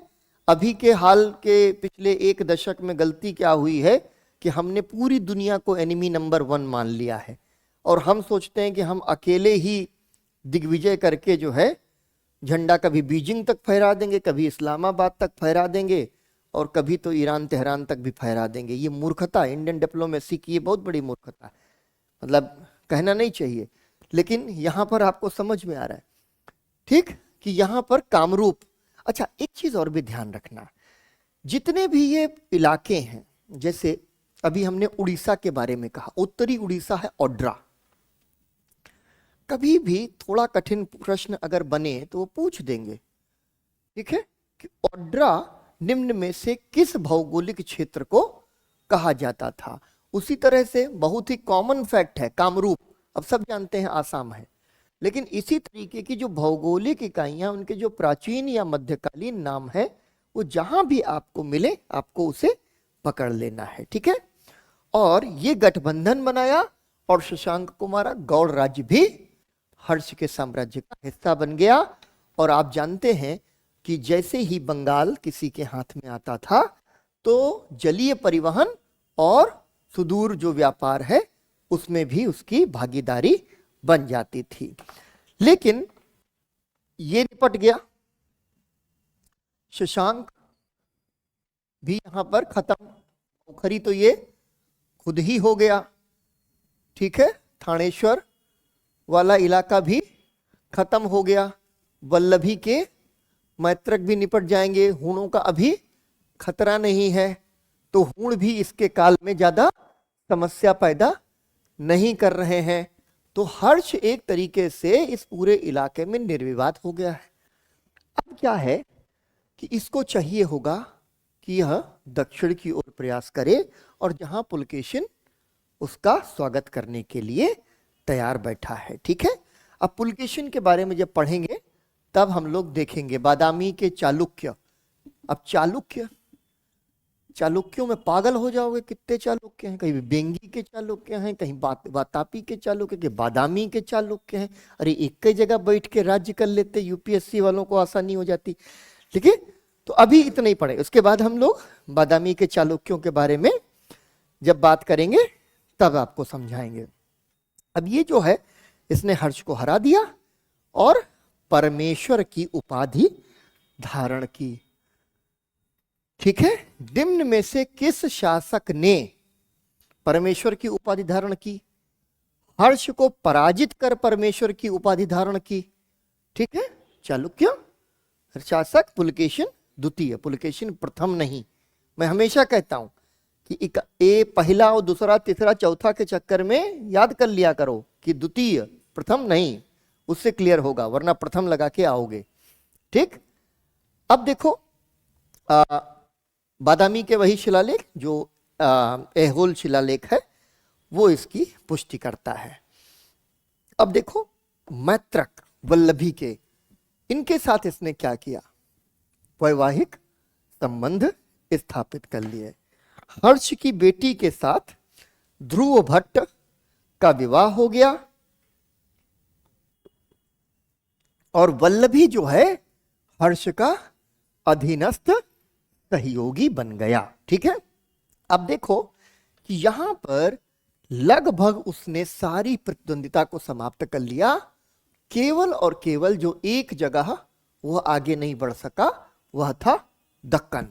इसीलिए मूल रूप से यह जो है हर्ष का साम्राज्य उत्तर भारत तक ही के केंद्र से पश्चिम भारत, और मतलब अगर हम विंध्य पर्वत श्रृंखला से ऐसे मान के चले तो बटा हुआ जो ऊपर का हिस्सा है वो उसका, और नीचे चालुक्य। ठीक है, और बहुत सारे सीमांत राज्यों को उसने राज्य करने दिया और स्वयं को जो है राजा कहा। ठीक है, सबसे बड़ा राजा कहा परम भट्टारक का, और बाकी नीचे कौन है, सामंत है। जो बड़े सामंत हैं, जो अपने अधीन भी कुछ सामंतों को रखते हैं, वो महासामंत है। इसका मतलब यह है कि उसने राजनीतिक केंद्रीकरण के साथ साथ सामंती व्यवस्था को भी प्रश्रय दे दिया, जो एक तरह से बीच का रास्ता था। ऐसा भी दावा किया जाता है कि बाद में जो असम है यानी कामरूप, उसको भी उसने मिला लिया। बंगाल तो था ही, बिहार तो था ही, कन्नौज तो था ही, मालवा तो था ही, फिर उसने उड़ीसा को भी मिलाया, पंजाब का इलाका तो था ही, फिर वो कश्मीर तक गया, नेपाल और सिंध भी शामिल हो गए। लेकिन माना यही जाता है कि एक तरफ सीधा पराजित करना और दूसरी तरफ कूटनय और राजनय के माध्यम से उनको मान्यता देने के अधीनस्थ सहयोगी बना लिया। और यहां पर सभी राज्यों में दो चीजें शामिल होती हैं, एक होता है आपका कोर रीजन और फिर होते हैं आपके पेरिफेरिकल रीजन। जब आप तैयारी करते हैं तो कहते सर हम सोच लिए 4 कोर सब्जेक्ट है, हिस्ट्री, पॉलिटी, ज्योग्राफी, इकोनॉमी, बाकी सब छोटा छोटा। हिस्ट्री, पॉलिटी, ज्योग्राफी, इकोनॉमी 70-75% निपट जाते हो तो ठीक है। हम क्या सोच रहे हैं सर कि हम हिस्ट्री और पॉलिटी इसमें से तो एक भी सवाल गलत नहीं करेंगे, यह हमारी पहली प्रतिज्ञा है। दूसरी प्रतिज्ञा यह है कि इकोनॉमी और ज्योग्राफी में हम जितना कर सकेंगे उतना करेंगे। यही होता है कोर रीजन। तो आपने पेरिफेरी बनाई, फिर आपने कहा कि सर हम फिर सोच लिया हमने कि ये सेगमेंट जो है इनमें से हमको गलती नहीं करनी है, बाकी हम अन्य सेगमेंट्स में मेहनत करेंगे। तो कोर रीजन, पेरिफेरिकल रीजन जो है साम्राज्य में भी होते हैं। ऐसा है कि ये जो पूरा राज्य है, जो देख रहे हैं कि आप पूरा जो विशाल साम्राज्य है, उसमें हर्ष का जो वास्तविक प्रत्यक्ष नियंत्रण जहां पर है वो गंगा यमुना दोआब का वो रीजन बना रहा, जो निर्विवाद रूप से हर्ष का साम्राज्य है। अब देखो शासन व्यवस्था क्या है, सामान्य सी चीजें हैं। किसी भी शासक के बारे में जब आप ऐसे तथ्य पढ़ें तो उसमें कुछ अगर अनोखा नहीं दिख रहा है तो लगभग वही है। जैसे बहुत कुशल प्रशासक था, ठीक ठीक है। शासन व्यवस्था राजतंत्रात्मक थी, अभी तक तो डेमोक्रेसी की कहीं बात आई नहीं। राजा को महाराजाधिराज, परम भट्टारक, चक्रवर्ती, परमेश्वर, इस तरीके की उपाधियां दी जाती थी। इसका मतलब है कि छोटे सामंतों का अस्तित्व रहा होगा, ठीक है। सम्राट शासन व्यवस्था, प्रशासन का सर्वोच्च अधिकारी होता था, होता ही था, इसमें कोई दिमाग लगाने की जरूरत नहीं है। कार्यपालिका का प्रधान अध्यक्ष है, न्याय का प्रधान न्यायाधीश है और सेना का सबसे बड़ा सेनापति है। कोई बड़ी बात नहीं है, जब लिख रहे हैं तो लिखना पड़ेगा, लेकिन इसमें कोई तथ्य पकड़ने जैसी बात नहीं है, ठीक है। ये जाल डालने जैसी चीज है। जब आप नदी में जाल डालते हैं तो उसमें बहुत कुछ आ जाता है, आप मछलियां पकड़ के बाकी सब वापस फेंक देते हैं। तो इस तरीके से पढ़ना है इसको, ठीक है। सम्राट का कार्य प्रजारक्षण तथा पालन था, सब काम उसने बड़े अच्छे अच्छे तरीके से किए। अधीनस्थ शासकों को भी महाराज, महासामंत बना देता था, ठीक है। यानी कि राजनीतिक विकेंद्रीकरण जो है, राजनीतिक केंद्रीकरण के तमाम प्रयासों के बावजूद चल रहा है, यानी सामंती विघटन आपको दिखाई देता है इस काल के भीतर। और यहां पर एक तथ्य जो आता है जिसको थोड़ा सा दिमाग में रख लीजिए कि यही जो दोनों अभिलेख हैं, बंसखेड़ा और मधुबन, वो बताते हैं कि हर्ष ने स्कंदगुप्त और ईश्वरगुप्त को करदीकृत महासामंत बनाया था। यहां पर एक चीज हो जाती है, कुछ लोग ये कहते हैं कि ये जो महासामंत है, इसमें जो स्कंदगुप्त और करदीकृत, कुछ लोगों का कहना ये उपाधि है और कुछ लोगों का कहना है कि यह व्यक्ति है। आप इतना ही दिमाग में रखिए। मंत्री परिषद जो है वो क्या है, मंत्री को क्या कहते हैं, सचिव या अमात्य। अभी सचिव कहते हैं, अभी भी जैसे सचिव और सचिवालय, उनकी परिभाषाएं आपको अलग हो गई हैं। मंत्री जो है वो अलग हो गया, लेकिन इनके यहाँ क्या खास बात है कि जो मंत्री है वही सचिव है। अभी मंत्रियों के सचिव होते हैं और आपका सचिव बनने का सपना है, ठीक है। तो परिभाषा को पकड़ते समय कुछ ना कुछ ऐसा सोच लीजिए, इमेजिन कर लीजिए ताकि याद रहे आपको। हर्ष के समय में उसका ममेरा भाई था भंडी, जिसको उसने प्रधान सचिव बना दिया था। पढ़ लिया, ऐसा पूछा नहीं जाना है, ठीक है। अवंती विदेश सचिव था। अब ये कहते हैं कि अवंती दरअसल विदेश सचिव ना था, यानी कोई व्यक्ति नहीं था, यह जो है पद था। तो ये आपको ध्यान रखना है। महासंधि विग्राहक जो था वो विदेश मंत्रालय संभालता था, महासंधि विग्राहक, ठीक है। और सिंहनाद वही चीज है, कुछ लोग कहते हैं व्यक्ति है, कुछ कहते हैं उपाधि है।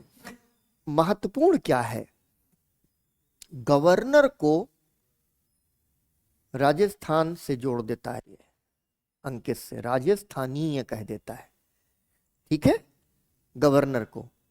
ये चीज ऐसी है जो आपको अलग दिखती है, इसलिए इसको आप मार्क करिए कि हर्ष के शासन तंत्र की अवधारणा में राजस्थानीय क्या थे। राजस्थान का वह इलाका जो सामंतों के अधीन है, राजस्थान का वह इलाका जो हर्ष के प्रत्यक्ष नियंत्रण में है। प्रांतों के गवर्नर राजस्थानीय कहलाते थे। वैसे ही जैसे होगा ये, तो पहले दो राजस्थान से जुड़े हैं, तो भुवनेश और अंकित जैसे बच्चे राजस्थान है ना देख करके ए या बी लगा के चले आएंगे, ठीक। तो जो भी तुम्हें ऑड फैक्ट लगे, जो तुम्हें लगे कि अलग है, नया है, ठीक है प्रतीक, उसको पकड़ लेना है। अब देखो, कुंतल तथा गजसेना का प्रधान स्कंदगुप्त था। अब यहां पर फिर एक बार आता है कि स्कंदगुप्त सेनापति है या स्कंदगुप्त कोई व्यक्ति है, ठीक है। इतनी चीज दिमाग में रखो, उलझने की जरूरत नहीं है। अब देखिए, कई प्रांतों में साम्राज्य विभाजित है। जो प्रांत का शासक है वो क्या कहला रहा है, लोकपाल। अभी तकरीबन 10-12 साल पहले इस देश में एक बहुत बड़ा आंदोलन चला, उसकी मूल मांग क्या थी, लोकपाल बनाओ। तो लोकपाल जो शब्द है वो हर्ष की इस वोकैबुलरी से हमको पहली बार दिखाई देता है कि लोकपाल की मांग हो रही है, ठीक है। ऐसे ही तथ्यों को याद करते चलो। प्रांत क्या कहलाते हैं, भुक्ति, जो पहले भी कहे जा रहे थे, ठीक है। और प्रत्येक भुक्ति के शासन को गवर्नर देख रहा है, राजस्थानीय, लेकिन उसको उपरिक भी कहते थे और राष्ट्रीय भी कहते थे, ठीक है। हाँ, वर्तमान गवर्नर की तरह। इन तीनों टर्म्स में राजस्थानी के बारे में हमने बता दिया। कोई दूसरा तथ्य है जिसको तुम सवाल बना के पेश कर सकते हो,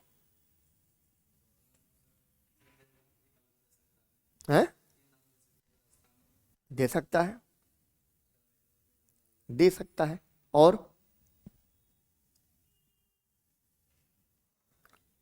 प्रांत के शासन व्यवस्था के लिए जो गवर्नर है उसको राष्ट्रीय कहना तुमको ऑड नहीं लग रहा है?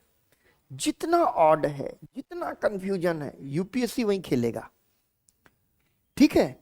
कितना भी पढ़ लो, लेकिन जब यूपीएससी प्रश्न पूछता है ना, तो वो वहीं पे पूछता है जो आपने पढ़ लिया है, लेकिन उसको आपने अपने दिमाग में किसी न किसी प्रकार मढ़ नहीं लिया है।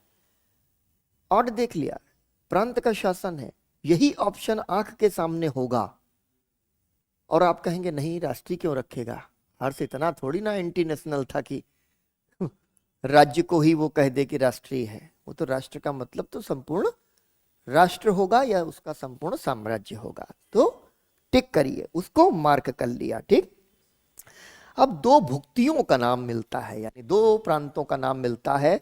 वो प्रांत कौन कौन से कहता है? वो श्रावस्ती और अहिच्छत्र। कहां है श्रावस्ती? देखो, खैर तुम लोगों ने भी वो बुद्ध और जैन धर्म वाला नहीं पढ़ा, कोई बात नहीं। श्रावस्ती है बहराइच की तरफ, ठीक है। श्रावस्ती अब तो जिला है अलग, ठीक। मतलब बहराइच के पास में उसको मानो। दूसरा अहिच्छत्र है बरेली में, बरेली। तो यानी कि दो जगहों के नाम हमें स्पष्ट रूप से उसके भुक्ति के तौर पर या उसके प्रांत के तौर पर मिल रहे हैं, ठीक। उसके बाद आगे आ जाओ। भुक्ति का विभाजन पहले भी जिलों में हो रहा है, अभी भी जिलों में हो रहा है। यहाँ जिले को विषय भी कहा जा रहा है और जिले का जो डिप्टी कलेक्टर है तो उसको विषयपति कहा जा रहा है। हम लोग भी कुछ ऐसा शुरू करें विषयपति सम्मान करके, है ना। तो विषयपति कहा जा रहा है।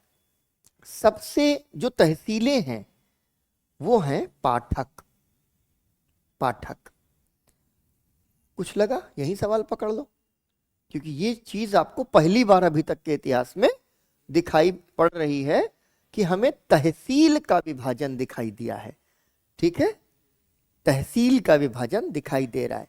जिले की प्रशासनिक संरचना के भीतर तहसील महत्वपूर्ण है और तहसील को गुप्त प्रशासन के भीतर क्या कह रहे हैं?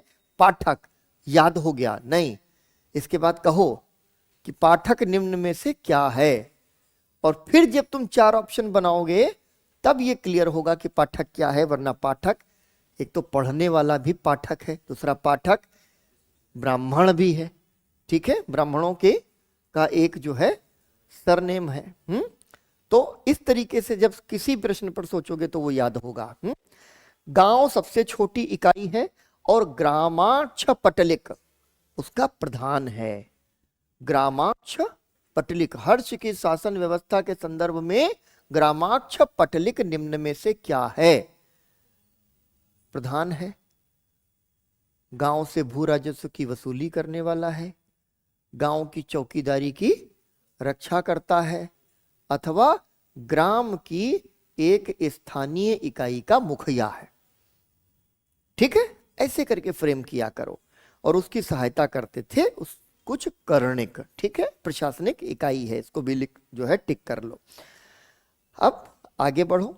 हर्ष और बौद्ध धर्म, इसके बारे में हमने आपको बताया है कि उसने विशाल सभाओं का आयोजन किया और कन्नौज और प्रयाग में ये दो सभाएं हुई। सीधा सवाल बन जाएगा कि हर्षवर्धन ने अपने राज्यकाल में दो बौद्ध संगीतियों का आयोजन किया था। इन संगीतियों का आयोजन निम्न में से किन नगरों में हुआ था? प्रयाग, कन्नौज, ठीक है, काशी, वल्लभी, 10, 12, 15 शहर और सोच लेना, ठीक है। तो ये बहुत इंपॉर्टेंट सवाल है कि इसके समय की संगीति के बारे में। एक इंटरेस्टिंग है कि ऐसा माना जाता है कि जो कुंभ मेला है प्रयाग में, उसकी परंपरा हर्ष ने शुरू की, ठीक है। क्योंकि मधुबन और बांसखेड़ा क्या कहते हैं कि हर्ष शैव है, शिव भक्त है, ठीक है।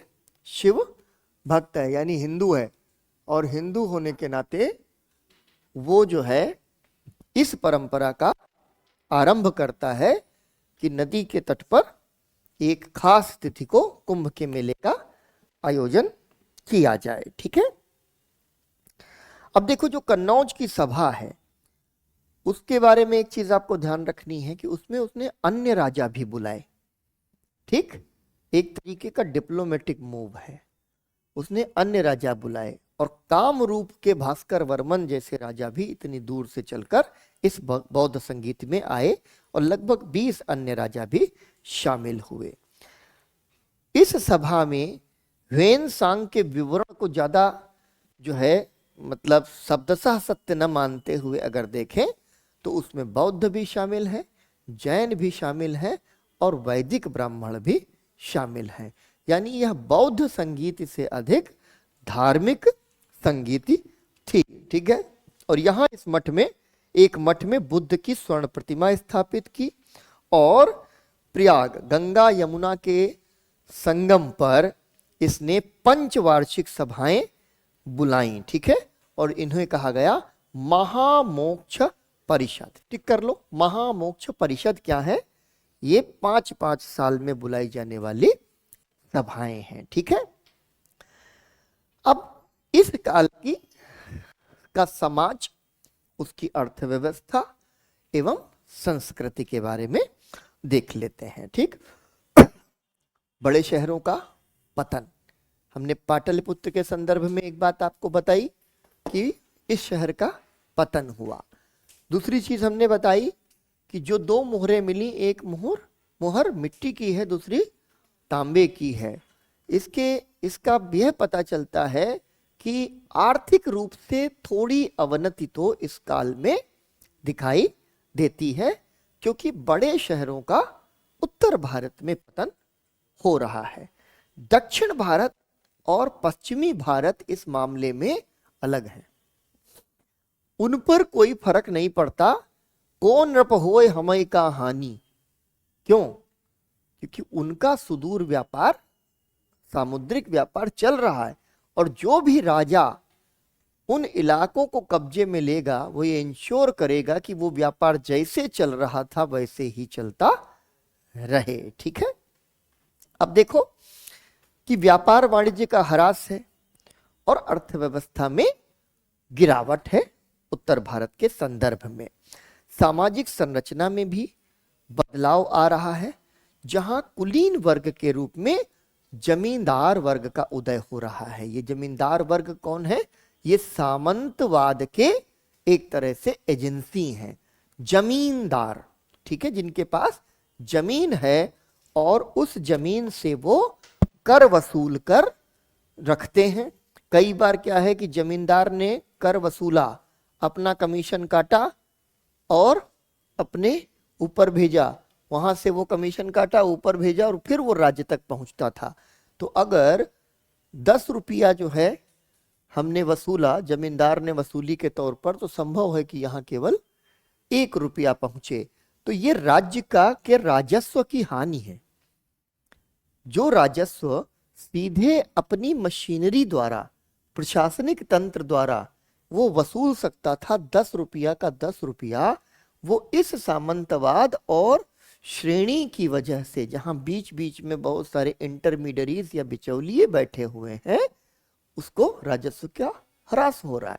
तो एक तरफ व्यापार वाणिज्य का ह्रास हो रहा है और दूसरी तरफ जो भू राजस्व है वो भी अब सामंतवाद की प्रवृत्ति की वजह से कम हो रहा है। और इसी वजह से भू राजस्व की संरचना में बिचौलियों का उदय हो जाता है, बहुत सारे बिचौलिए आ जाते हैं। ठीक है। कृषि का हालांकि प्रसार हुआ है, किसानों की भी संख्या पहले की तुलना में बढ़ी है, लेकिन नगरों का पतन स्पष्ट दिखाई देता है और ग्रामीण जीवन पद्धति को इस दौर में बढ़ावा मिलता है। ठीक है। समाज में जो स्थानीय इकाइयों के तौर पर बदलाव भी दिखाई देता है और जातीय बदलावों के साथ साथ सामाजिक संरचना पहले से अधिक कठोर हो जाती है। देखो, ऐसे पूछो सीधे सीधे, हमारे इतिहास बहुत नीरस विषय, ठीक है ना, लेकिन हमने जिसको इतिहास पढ़ाया उस सारे लोग कहते हैं कि इतिहास से अच्छा कोई विषय नहीं है। क्योंकि आप अगर इतिहास को एक बार पहचानने लग गए तो आपको लगता है ना कि जैसे कॉस्मोस के साथ आपका कनेक्शन जुड़ गया, दुनिया में हर चीज समझ में आ रही है। कितने तंतु निकल रहे हैं, मैं कह के निकल जाऊं कि ग्रामीण जीवन पद्धति को बढ़ावा मिला, नगरों का पतन हुआ, बहुत बोरिंग है। अगर अब हम अगली बात जो कहने जा रहे हैं उसके साथ इसको समझना चाहोगे तो ऐसा लगेगा कि ज्ञान चक्षु खुल गए। और कितनी मदद आपको मिलेगी किसी अच्छी लेखन के लिए, अच्छा निबंध लिखने के लिए, बातचीत करने के लिए, तर्क करने के लिए, इंटरव्यू में भिड़ने के लिए। जाति की कठोरता और जातीय संरचना और नगरों का पतन और ग्रामीण जीवन को बढ़ावा, इसमें कोई अंतर संबंध दिखता है क्या?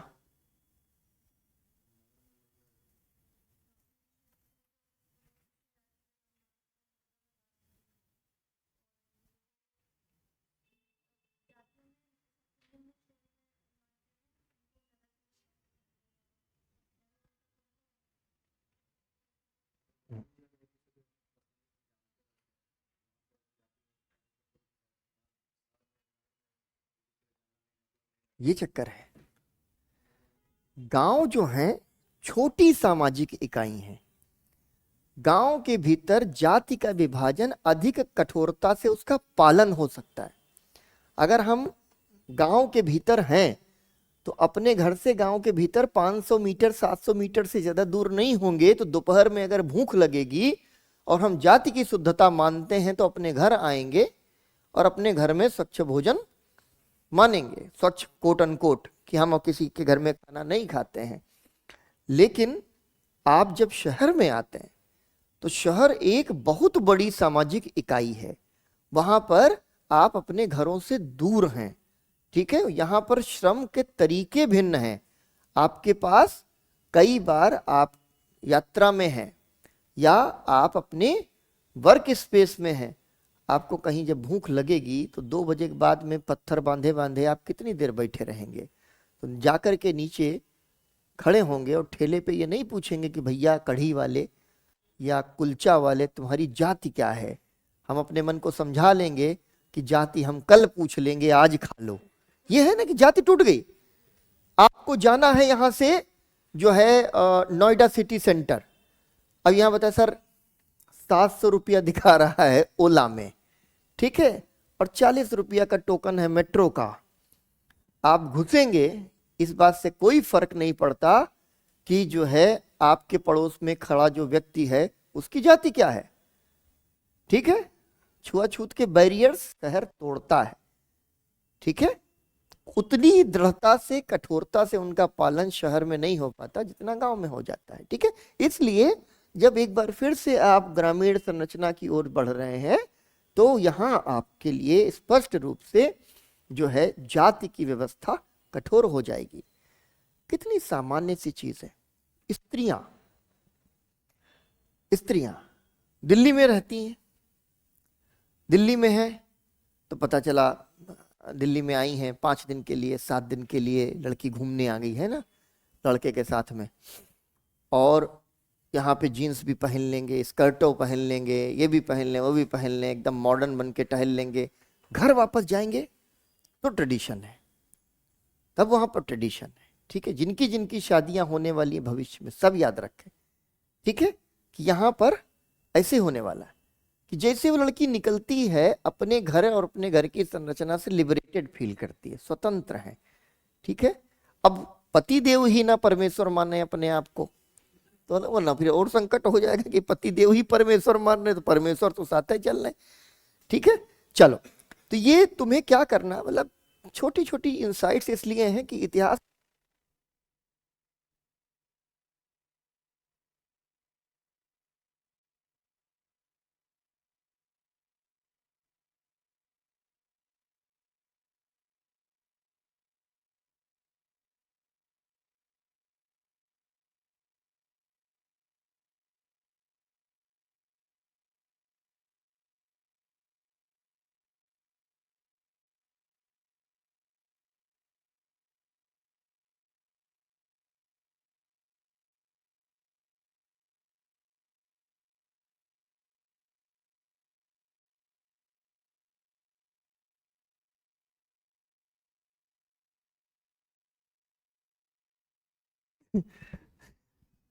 आश्चर्य है।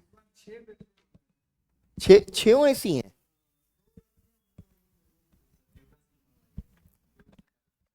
नहीं नहीं, ये जो पुरानी बैटरीज थी वही बैटरीज फिर से मंगवाई हैं, जो पहले चलती थी वो चल जाती थी 2-2 क्लास, पता नहीं जो भी है, ठीक है।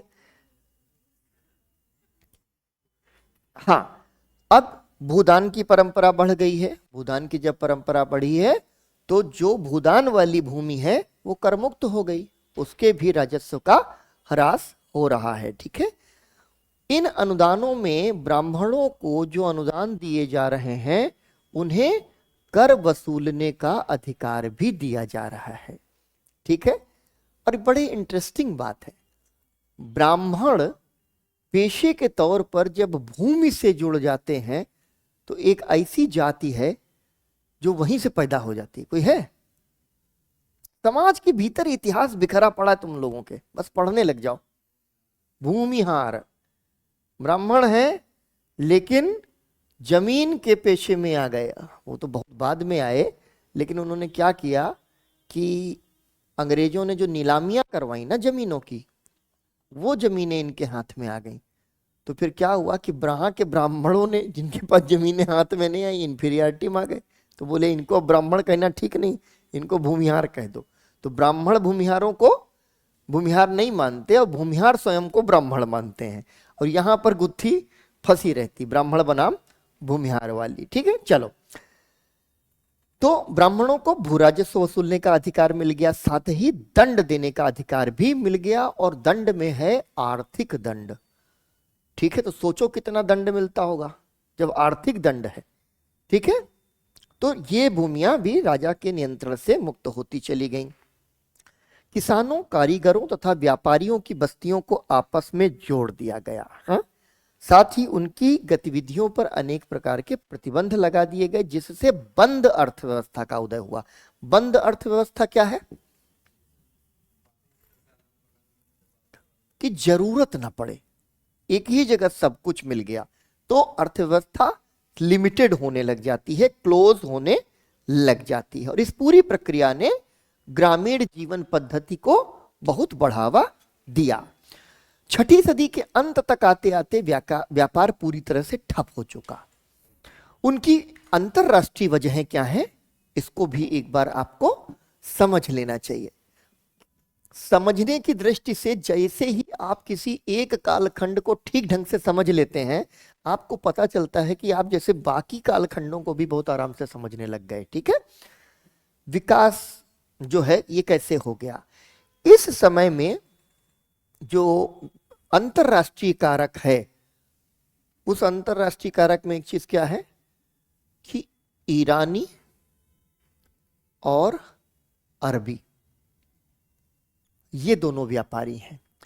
ईरान के जो व्यापारी हैं वो स्थल मार्ग पर जो है ज्यादा नियंत्रण स्थापित करने के प्रयास में लग गए, और अरब के जो व्यापारी हैं वो सामुद्रिक व्यापार में बड़ी तेजी से आगे बढ़ने लग गए। पहला तो यही कारक हो गया। दूसरी चीज दिक्कत क्या हो गई कि हूणों का जो आक्रमण था, हूणों के आक्रमण ने पश्चिमोत्तर के इस इलाके से होने वाले स्थल व्यापार को अवरुद्ध कर दिया, रोक दिया, ठीक है। और उसका भी नुकसान भारत को उठाना पड़ा। रोम के साथ जो व्यापार था वो आरंभिक ईस्वी में ही दिखाई देने लग गया था कि रोम के साथ व्यापार धीरे धीरे कम हो रहा है। और सबसे बड़ी चीज है कि अगर हम हर्ष और उत्तर भारत के संदर्भ में देखें तो ये है तटीय इलाकों पर प्रत्यक्ष नियंत्रण न रख पाने की असफलता या असमर्थता की वजह से सामुद्रिक व्यापार से अधिक प्रभावित नहीं होते थे। लेकिन जो सामान आप जो है समुद्र पत्तन पर भेजते थे और उनका जो है दूर देश तक व्यापार होता था, उनका अगर बाह्य व्यापार बाधित हुआ है तो आंतरिक व्यापार भी बाधित होगा, ठीक है। अब इसमें क्या था कि जो व्यापार था वो मसाला और रेशम, मसाला और रेशम। मसाला तो आज तक न बना पाए लेकिन रेशम बना लिया, ठीक है। कीड़े से रेशम बनाना आ गया। हालांकि उसमें ह्रास हुआ, वो समाप्त नहीं हुआ, बहुत प्रधान रहा। बाद में भी आपको पता है कि जो अंग्रेजों ने अफीम बेच करके चीन से व्यापार किया वो रेशम के लिए किया था, है ना। अफीम बेचा, कितना मतलब तुम लोग, ये इस पर मैं बार बार बात करता हूं, ये कौन लोग हैं, कहां से आते हैं, किस्म किस्म, है ना। ऐसे ही इनसे बात करने वाला भाई।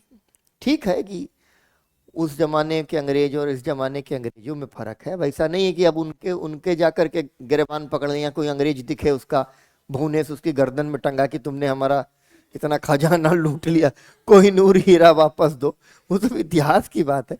लेकिन मसला ये है कि ये जो है साहब सिल्क बहुत अच्छा बनाते, रेशम बहुत अच्छा बनाते हैं, और हम जो है रेशम पहनने के बहुत शौकीन हैं, और ये रेशम बेच रहे हैं बुलियन ट्रेड में। इनको देना पड़ेगा चांदी या सोना, तो हम चांदी सोना ला रहे हैं, इनको दे रहे हैं, उसका व्यापार कर रहे हैं। थोड़े दिन में पता चला कि सुमित जी तो जो है अफीम के शौकीन हैं, है ना। तो हम क्या करेंगे, इनके राजा से कहेंगे अफीम को बैन करो, अफीम को बैन करो। उसको लगेगा कि क्या यार, समाज सुधार का एकदम प्रवर्तक चलाया, बैन हो गई, अब ये तड़प रहे हैं। अब इनको हमने सोना चांदी के साथ में अफीम भी दे दी, हमारे यहाँ बैन नहीं है, हम ला के देते हैं, हम करें तुमसे व्यापार, लो। अब ये क्या हुआ, जितना हम रेशम के लिए तड़पते थे उससे ज्यादा अभी अफीम के लिए तड़प रहे। ठीक है, हमने पहले इनको फ्री में दिया और बाद में इतना महंगा बेचने लग गए, और इनकी मजबूरी घर से चोरी करके ला रहे अफीम खरीदनी। तो इतना महंगा हमने इनको अफीम बेचा कि एक समय में हुआ क्या कि हम अंकित से अफीम, ये इंडिया है और ये चाइना है, हम अंग्रेज हैं, अंकित से जो है जबरदस्ती कम दामों में अफीम उपजवाई और खरीद ली। हमने वही अफीम बहुत महंगी इनको बेच दी। इन्होंने हमको जो बेचा तो इन्होंने कहा क्या लोगे इसके बदले, हमने कहा सोना चांदी। इन्होंने हमको सोना चांदी दिया और हमने सोना चांदी इनको दिया, रेशम ले लिया और यूरोप में बेच दिया। मतलब इसकी टोपी उसके, हेरा फेरी, पूरा ब्रिटिश साम्राज्य दरअसल हेरा फेरी है और इसके अलावा कुछ नहीं। चलो, अब यहां पर रेशम का जो व्यापार था वो उन्होंने, वो बाधित इसलिए थोड़ा सा हुआ और प्रभावित हुआ क्योंकि कीड़े से रेशम बनाने की कला उन्होंने भी सीख ली थी। ठीक है, और ये जो हूड़ का व्यापार है ये मध्य और पश्चिम एशिया से इसने कुछ समय के लिए भारत को पूरी तरह से काट दिया। ठीक है, अब इसका कोई प्रवाह दक्षिण भारत पर नहीं पड़ा, क्योंकि वो पश्चिम और मध्य एशिया की बजाय वो जो है सीधे यूरोप के जो व्यापार है उसमें संलिप्त है। वो सी रूट नहीं है, लेकिन वो स्थलीय व्यापार है, लेकिन वो स्थलीय व्यापार जो है भूमध्य सागर के माध्यम से होकर जाता है, इसलिए वो एक समय पे जाकर आधा समुद्र और आधा स्थल मार्ग से जाता है, तो वहां तक तो पहुंचता रहा। लेकिन ये वाला जो व्यापार है इसका नुकसान हुआ और उत्तर भारत में ये सारी चीजें हमको देखने में आने लग गई। ठीक है, व्यापार में जो कमी आई, कुछ चीजें जो है उन पे ज्यादा फर्क नहीं पड़ता, वो मंगाना ही पड़ता है, जैसे नमक, लोहा। ठीक है, ये आप मंगाएंगे ही मंगाएंगे। इसके अलावा फिर थोड़ी विलासिता की जो चीजें थी उनका ही व्यापार होने लगा, लेकिन बहुत व्यापक स्तर पर अब व्यापार नहीं हो रहा था। और जो बड़े बड़े व्यापारी थे उनका स्थान छोटे व्यापारियों और सौदागरों ने ले लिया, जिनमें से कुछ तो घुमक्कड़ भी होते थे। भारतीय समाज में घुमक्कड़,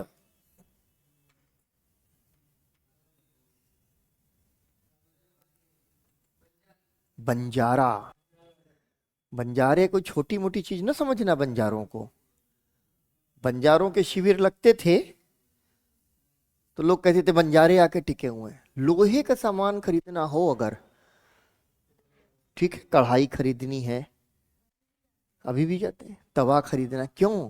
क्योंकि लोहा हर जगह नहीं है। बंजारे अपने साथ लोहा लाते थे और लगा देते थे वो धौंकनी।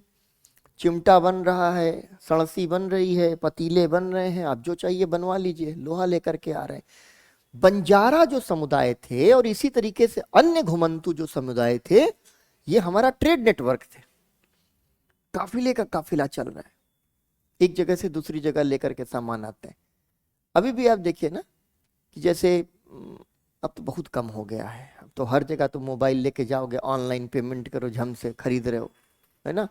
ब्लिंकिट पे मंगा लिया और इन पर मंगा लिया, उन पर। लेकिन पहले क्या होता था, ड्राई फ्रूट्स लेकर के लोग जो है अफगानिस्तान तक से लोग आते थे ड्राई फ्रूट लेकर के, ठीक है, बेच रहे हैं, खुमानी बेच रहे हैं, नहीं मिलती है आमतौर पर, खूब बेच रहे हैं, अंजीर बेच रहे हैं, तो ड्राई फ्रूट्स लेके आते थे। अभी भी नहीं दिखता ये।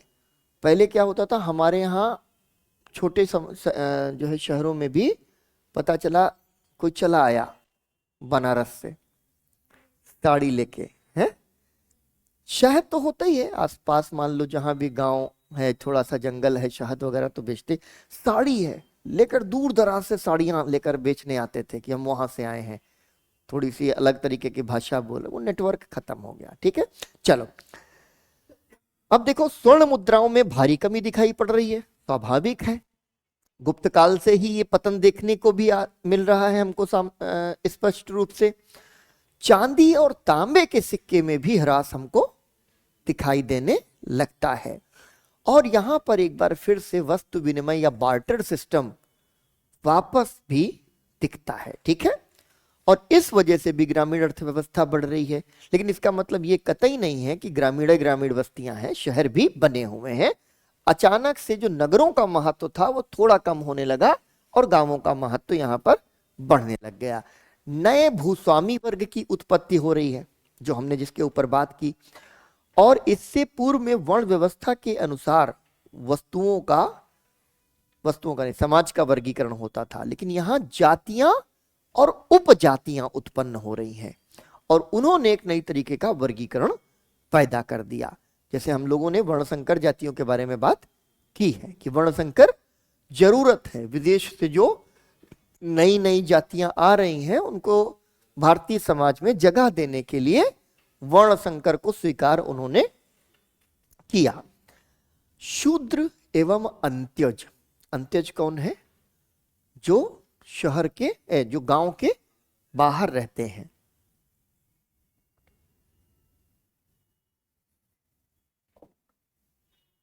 लेकिन सबसे पहले जो है अस्पर्श शब्द का, अस्पृश्यता जिसको हम लोग कहते हैं, जिसको हम छू नहीं सकते, इस शब्द का पहला प्रयोग कात्यायन इसी दौर के लिए करते हैं। और ये जो काल है मूल रूप से गुप्त काल है। गुप्त काल से लेकर गुप्तोत्तर काल तक ये प्रवृत्ति हमें दिखाई देने लगती है। फिर कालिदास, बाणभट्ट और फिर फाहियान तक, ये गुप्त काल में ही हमको इस तरीके के प्रतिबंध दिखाई देने लगते हैं।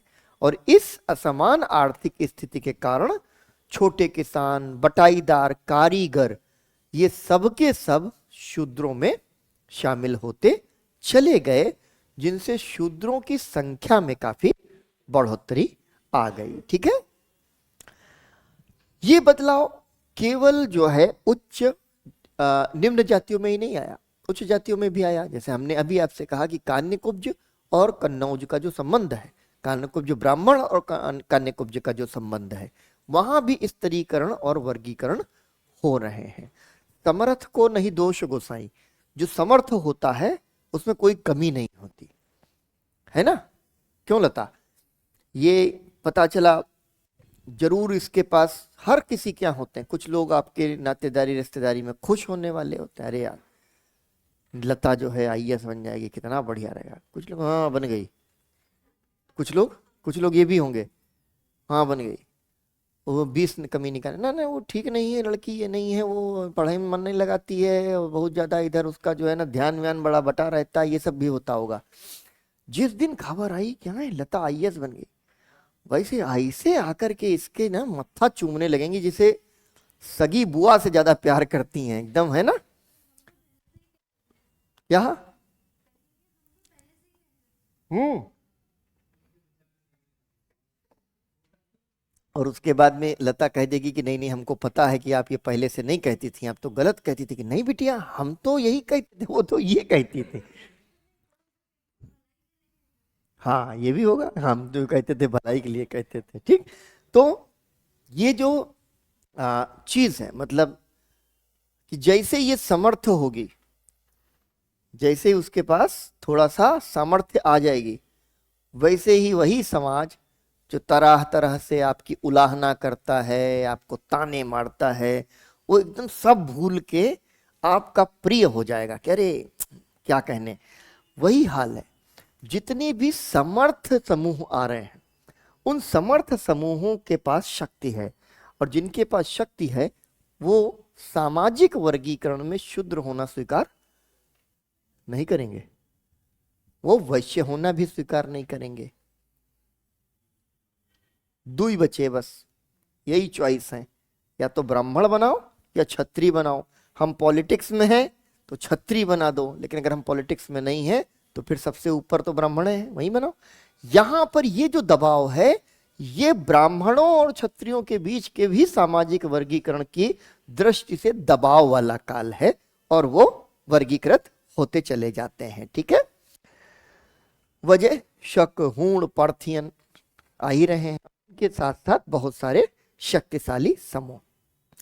महिलाओं की स्थिति के बारे में अलग से न पढ़ा करो, पूरे इतिहास के बारे में एक तरीके से पढ़ो, वो हर जगह लिख लोगे। महिलाओं की स्थिति में गिरावट आई, शिक्षा का अधिकार खत्म कर दिया गया।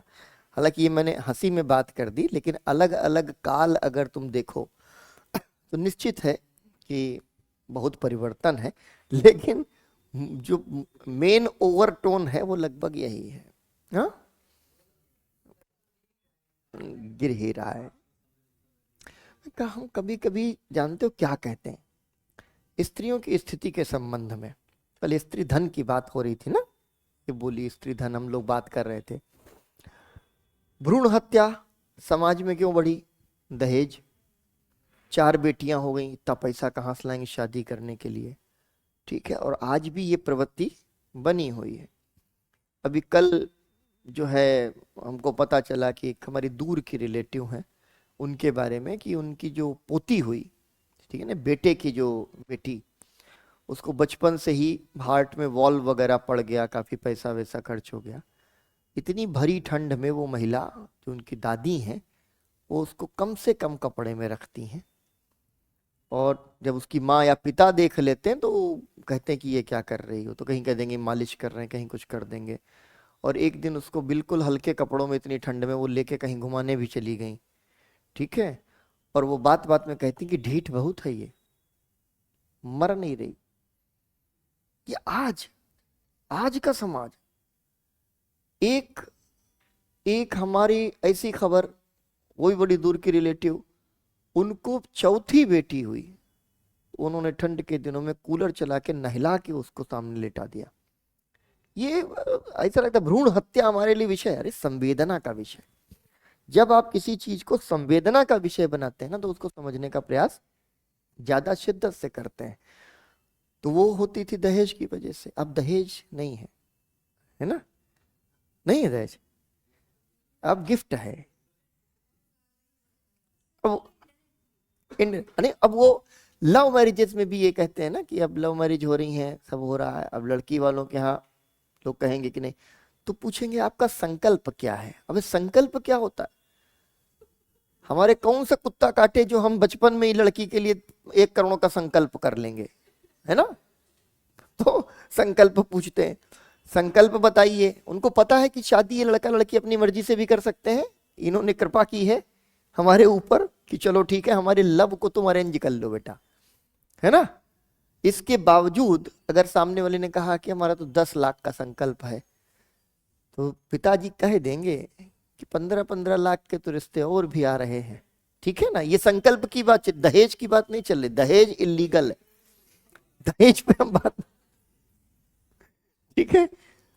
लेकिन उससे बड़ी व्यथा हम देख रहे हैं, वो क्या है? ठीक है, संकल्प संकल्प भूल जाओ, इस पर तो अलग हम डिबेट कर सकते हैं। शादियां महंगी कितनी हो रही, कितनी लग्जरी। और हमको कभी कभी आश्चर्य होता है कि लड़कियां, समझदार लड़कियां एक दिन के लिए राजकुमारी बनी हुई हैं, लड़के ठीक है मार बटिया घिस घिस के मुंह में एक दिन के लिए राजकुमार बन जाएंगे। हाँ, एक दिन के लिए राजकुमार बन जाएंगे, और कहीं ट्रॉली पर से जयमाल लिए चले आ रहे हैं, कहीं जो है डोली में जयमाल लिए चले आ रहे हैं। एक दिन में इतना पंप एंड शो, दौड़ दौड़ दौड़ दौड़, लाइटिंग चल रही, ये चल रहा है, वो चल रहा है, बग्घी। एक दिन एक जगह एक शादी में गए, देखा कि लड़की जो है वो लड़का बग्घी में चला रहा है। मतलब अरे यार, पंडाल इतना बड़ा लगाया था, उसमें बग्घी तक गेट्स वो जो है स्टेज पर जा रहा है। तो हमने कहा कि कितना जुल्म है। इतनी महंगी शादियां होंगी, destination marriage, Udaipur palace book कराओ, है ना, 28 लाख पर। अरे पता नहीं, हमारी एक दूर की रिलेटिव है, काफी बड़ा कारोबार है उनका, हीरे वीरे का कारोबार है। तो हम लोगों से ज्यादा मतलब नहीं, मेरी मम्मी की वो एक दूर के रिलेटिव है, मम्मी को भी नहीं बुलाया गया था, लेकिन हमारी मम्मी के एक क्लोज रिलेटिव को बुलाया गया था। तो उन्होंने बताया, जो डिस्क्रिप्शन था बड़ा इंटरेस्टिंग था। उन्होंने कहा बुआ कार्ड आया तो ऐसा लगा गिफ्ट आया है। इतना बड़ा कार्ड आया, और उस कार्ड में एक तो होता था कि 2 पेज का कार्ड है, इसे खोलोगी, यहाँ इस समय ये भोजन है, यहाँ बारात इतने समय प्रस्थान करेगी, और वक्रतुंड महाकाय सूर्यकोटि समप्रभा वहां से शुरू होगा, फलाना।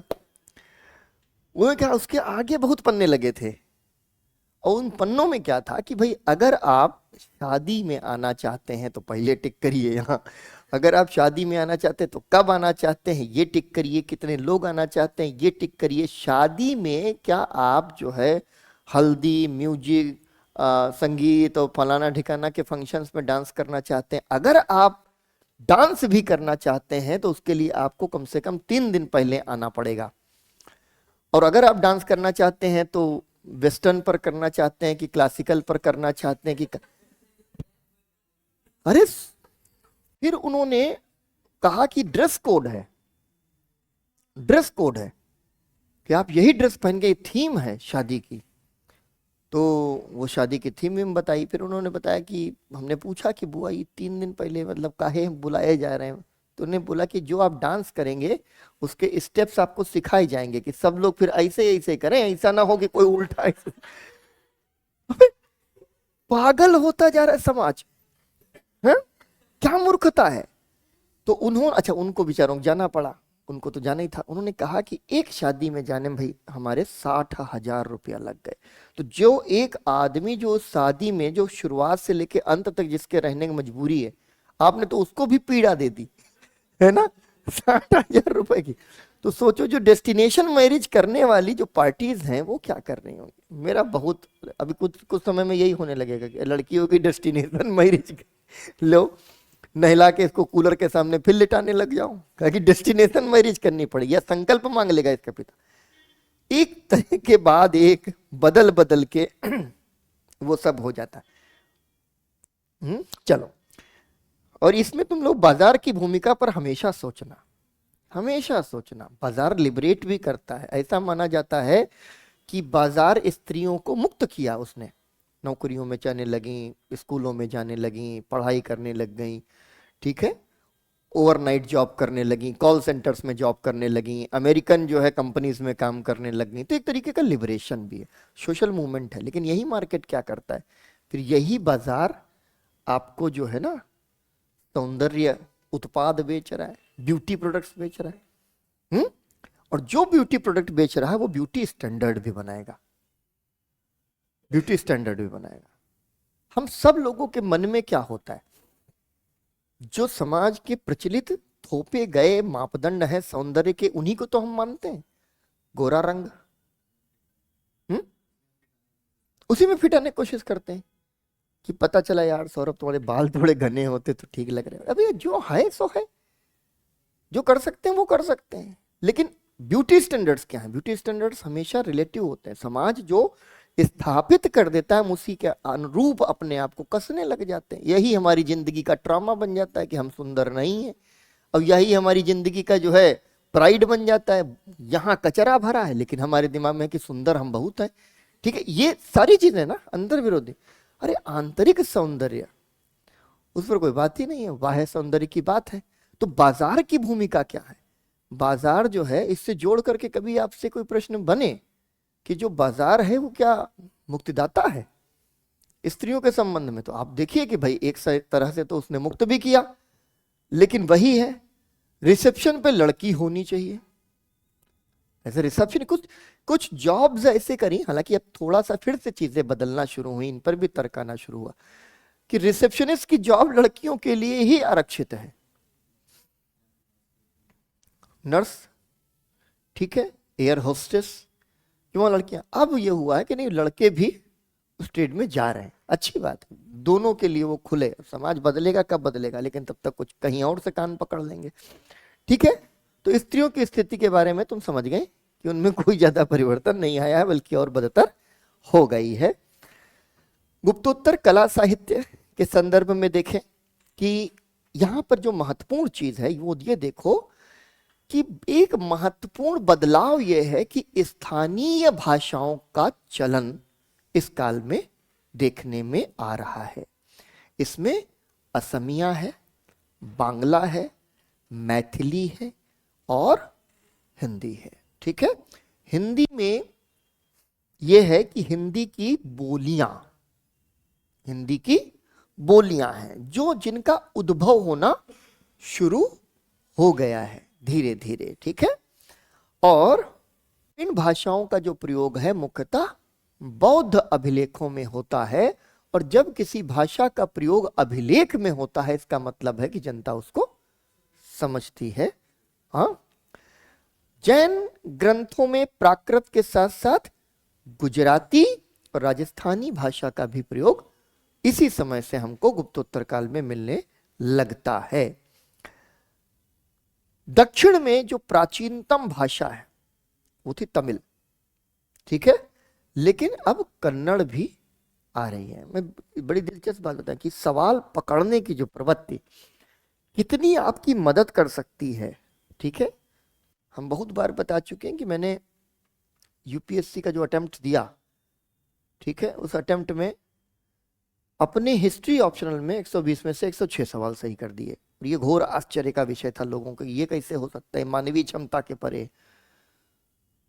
क्योंकि 96-97 तक आते आते बड़े बड़े सूरमा खेत हो जाते थे।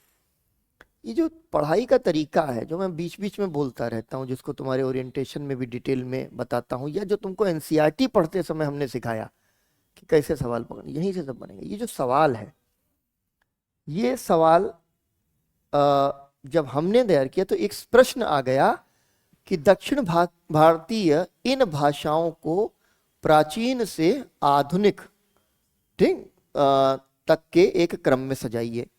भाषा आ गई तमिल, ठीक है, कन्नड़, मलयाली और तेलुगु। ठीक, ये प्रश्न किसी का सही नहीं हुआ, किसी का सही नहीं हुआ सिवाय मेरे। ठीक है, क्योंकि जब ये हमने पढ़ा कि प्राचीनतम भाषा तमिल है, ये आज का तथ्य थोड़ी है, ये प्राचीनतम भाषा था। मैं तुम लोगों को तकरीबन प्राचीन भारत 12 साल के बाद पढ़ रहा हूं, वरना आधुनिक काल का स्पेशलाइजेशन बन गया, आधुनिक काल और विश्व इतिहास आधुनिक काल। इसीलिए मैं अभी तक बच रहा था कि तुम अगर एंशियंट और मिडिवल कोई और पढ़ा देगा तो मैं मॉडर्न और वर्ल्ड में पढ़ाऊंगा। लेकिन अब हमको लगा कि नहीं, ये अच्छा लग रहा है, हमको भी बहुत अच्छा लग रहा है वापस इसमें जाते समय। तो केवल मेरे, क्योंकि जब जैसे हमने पढ़ा कि ये प्राचीनतम भाषा है, और हुआ कि कन्नड़ जो है इस काल में जो है एक भाषा के तौर पर उसका उद्भव होता है, तो हमारे दिमाग में आया कि बाकी भाषाएं जो है ना उनके बनने का क्रम क्या, और ये हम हमेशा देख लेते थे। तो मेरे पास ये सवाल करने में हमको जानते हो कितनी देर लगी? कितनी देर लगी? खाली 3 सेकंड। ठीक है, कैसे लगी? क्योंकि मेरे पास एक फार्मूला था, और ये फार्मूला मैं हमेशा कहता ना कि जब तुम पढ़ रहे हो कोई नहीं देखने वाला, जितनी बेवकूफी भरी बात तुम कर सकते हो, अगर तुमको कोई तथ्य कोई क्रम, कोई चीज याद हो रही है तो तुम जो करना चाहो कर लो। अब ये कहा सर ये तख्तम क्या है, अभी तक रटा हुआ है हमको, ठीक है, अभी याद आ गया और हमने कहा तख्तम, तमिल, मलयाली, तेलुगु, ठीक है, और क्या, नहीं नहीं सॉरी, हाँ हाँ, तमिल, कन्नड़, तेलुगु, मलयाली, ठीक है, तख्तम। ये छोटा सा फार्मूला 3 सेकंड में खट से हमने ये इसको सही कर दिया। शॉर्टकट्स बनाओ, ये पढ़ाई का तरीका और ये जो स्मार्ट रीडिंग है वो यही है कि ये सवाल हमारे लिए हमेशा होता कि ये सवाल हमने जो सही किया हमको बड़ी खुशी आती है कि हाँ भाई पकड़ लिया था सवाल और ये सवाल पूछ लिया गया। चलो, तो यहाँ पर ये भाषाएं हैं। अब इसमें तुम लोग देखो कि कठिन सवाल अगर कभी भी कहीं भी बने तो इसी तरीके के सवाल बनेंगे। तमिल के बारे में आपको पता है कि एक क्लासिकल लैंग्वेज है, एक क्लासिकल लैंग्वेज है, बहुत ही प्राचीन भाषा है। और उसके बाद आपने देखा कि इसमें आकर के जो है गुप्तोत्तर काल से ये कन्नड़ भी एक भाषा के तौर पर इसका उद्भव होने लगता है। और फिर क्या होता, तेलुगु आएगी और फिर मलयाली आ जाएगी। ठीक, हमने आपको बताया है कि इसके बाद जब कन्नौज एक महत्वपूर्ण राजनीतिक क्षेत्र बन गया तो 3 अलग अलग जो शक्तियां हैं वो इस पर नियंत्रण के लिए एक दूसरे से संघर्ष में आ गई। 3 शक्तियां कौन सी हैं? पाल, प्रतिहार और तब तक यहां आ गए हैं राष्ट्रकूट। पाल, प्रतिहार और राष्ट्रकूट, ठीक है, इनके बीच में एक त्रिपक्षीय संघर्ष होता है। अब कल की क्लास, अब आज इस क्लास को थोड़ा जल्दी कर लें तो ज़्यादा बेहतर है। कभी कभी तुम लोग फिर ज़बरदस्ती तुम लोगों को बैठाल भी लिया है तो आज 10 मिनट पहले भी छोड़ दें। अगली जो क्लास है वो कठिन होने वाली है। कठिन इसलिए होने वाली है क्योंकि उसमें आप सुदूर दक्कन और दक्षिण भारत का इतिहास पढ़ने वाले हैं, उलझाऊ है। तो उसको एक बार आप लोग हैंडआउट हमने दे दिए हैं, उसको पढ़ के आइएगा। अब कल तो गणतंत्र दिवस है तो आप सभी को उसकी हार्दिक शुभकामनाएं, ठीक है। और उसके बाद जब हम सैटरडे को मिलेंगे तो फिर हम लोग उसको पढ़ेंगे, लेकिन उसके पहले आप इन हैंडआउट्स को पढ़ के समझने का प्रयास करिएगा ताकि फिर जब हम बात करें तो आपको वो समझ में आए। दूसरी चीज है जो अभी सुनो कि इसमें से दक्षिण भारत के इतिहास में चोल हमने अलग किया है। चोलों का इतिहास बहुत महत्वपूर्ण है। जो अभी का पैटर्न है उस पैटर्न के हिसाब से आपको छोटे राजवंश और जो है दक्षिण भारतीय इतिहास पर खासा जोर देना है। तो मैं संगम काल और संगम काल के साथ चोल दोनों को जोड़कर पढ़ाऊंगा ताकि आपको समझ में आए। बाकी ये छोटे छोटे बहुत सारे राज्य निपट जाएंगे। ठीक, चलो तो हम लोग मिलते हैं अब परसों।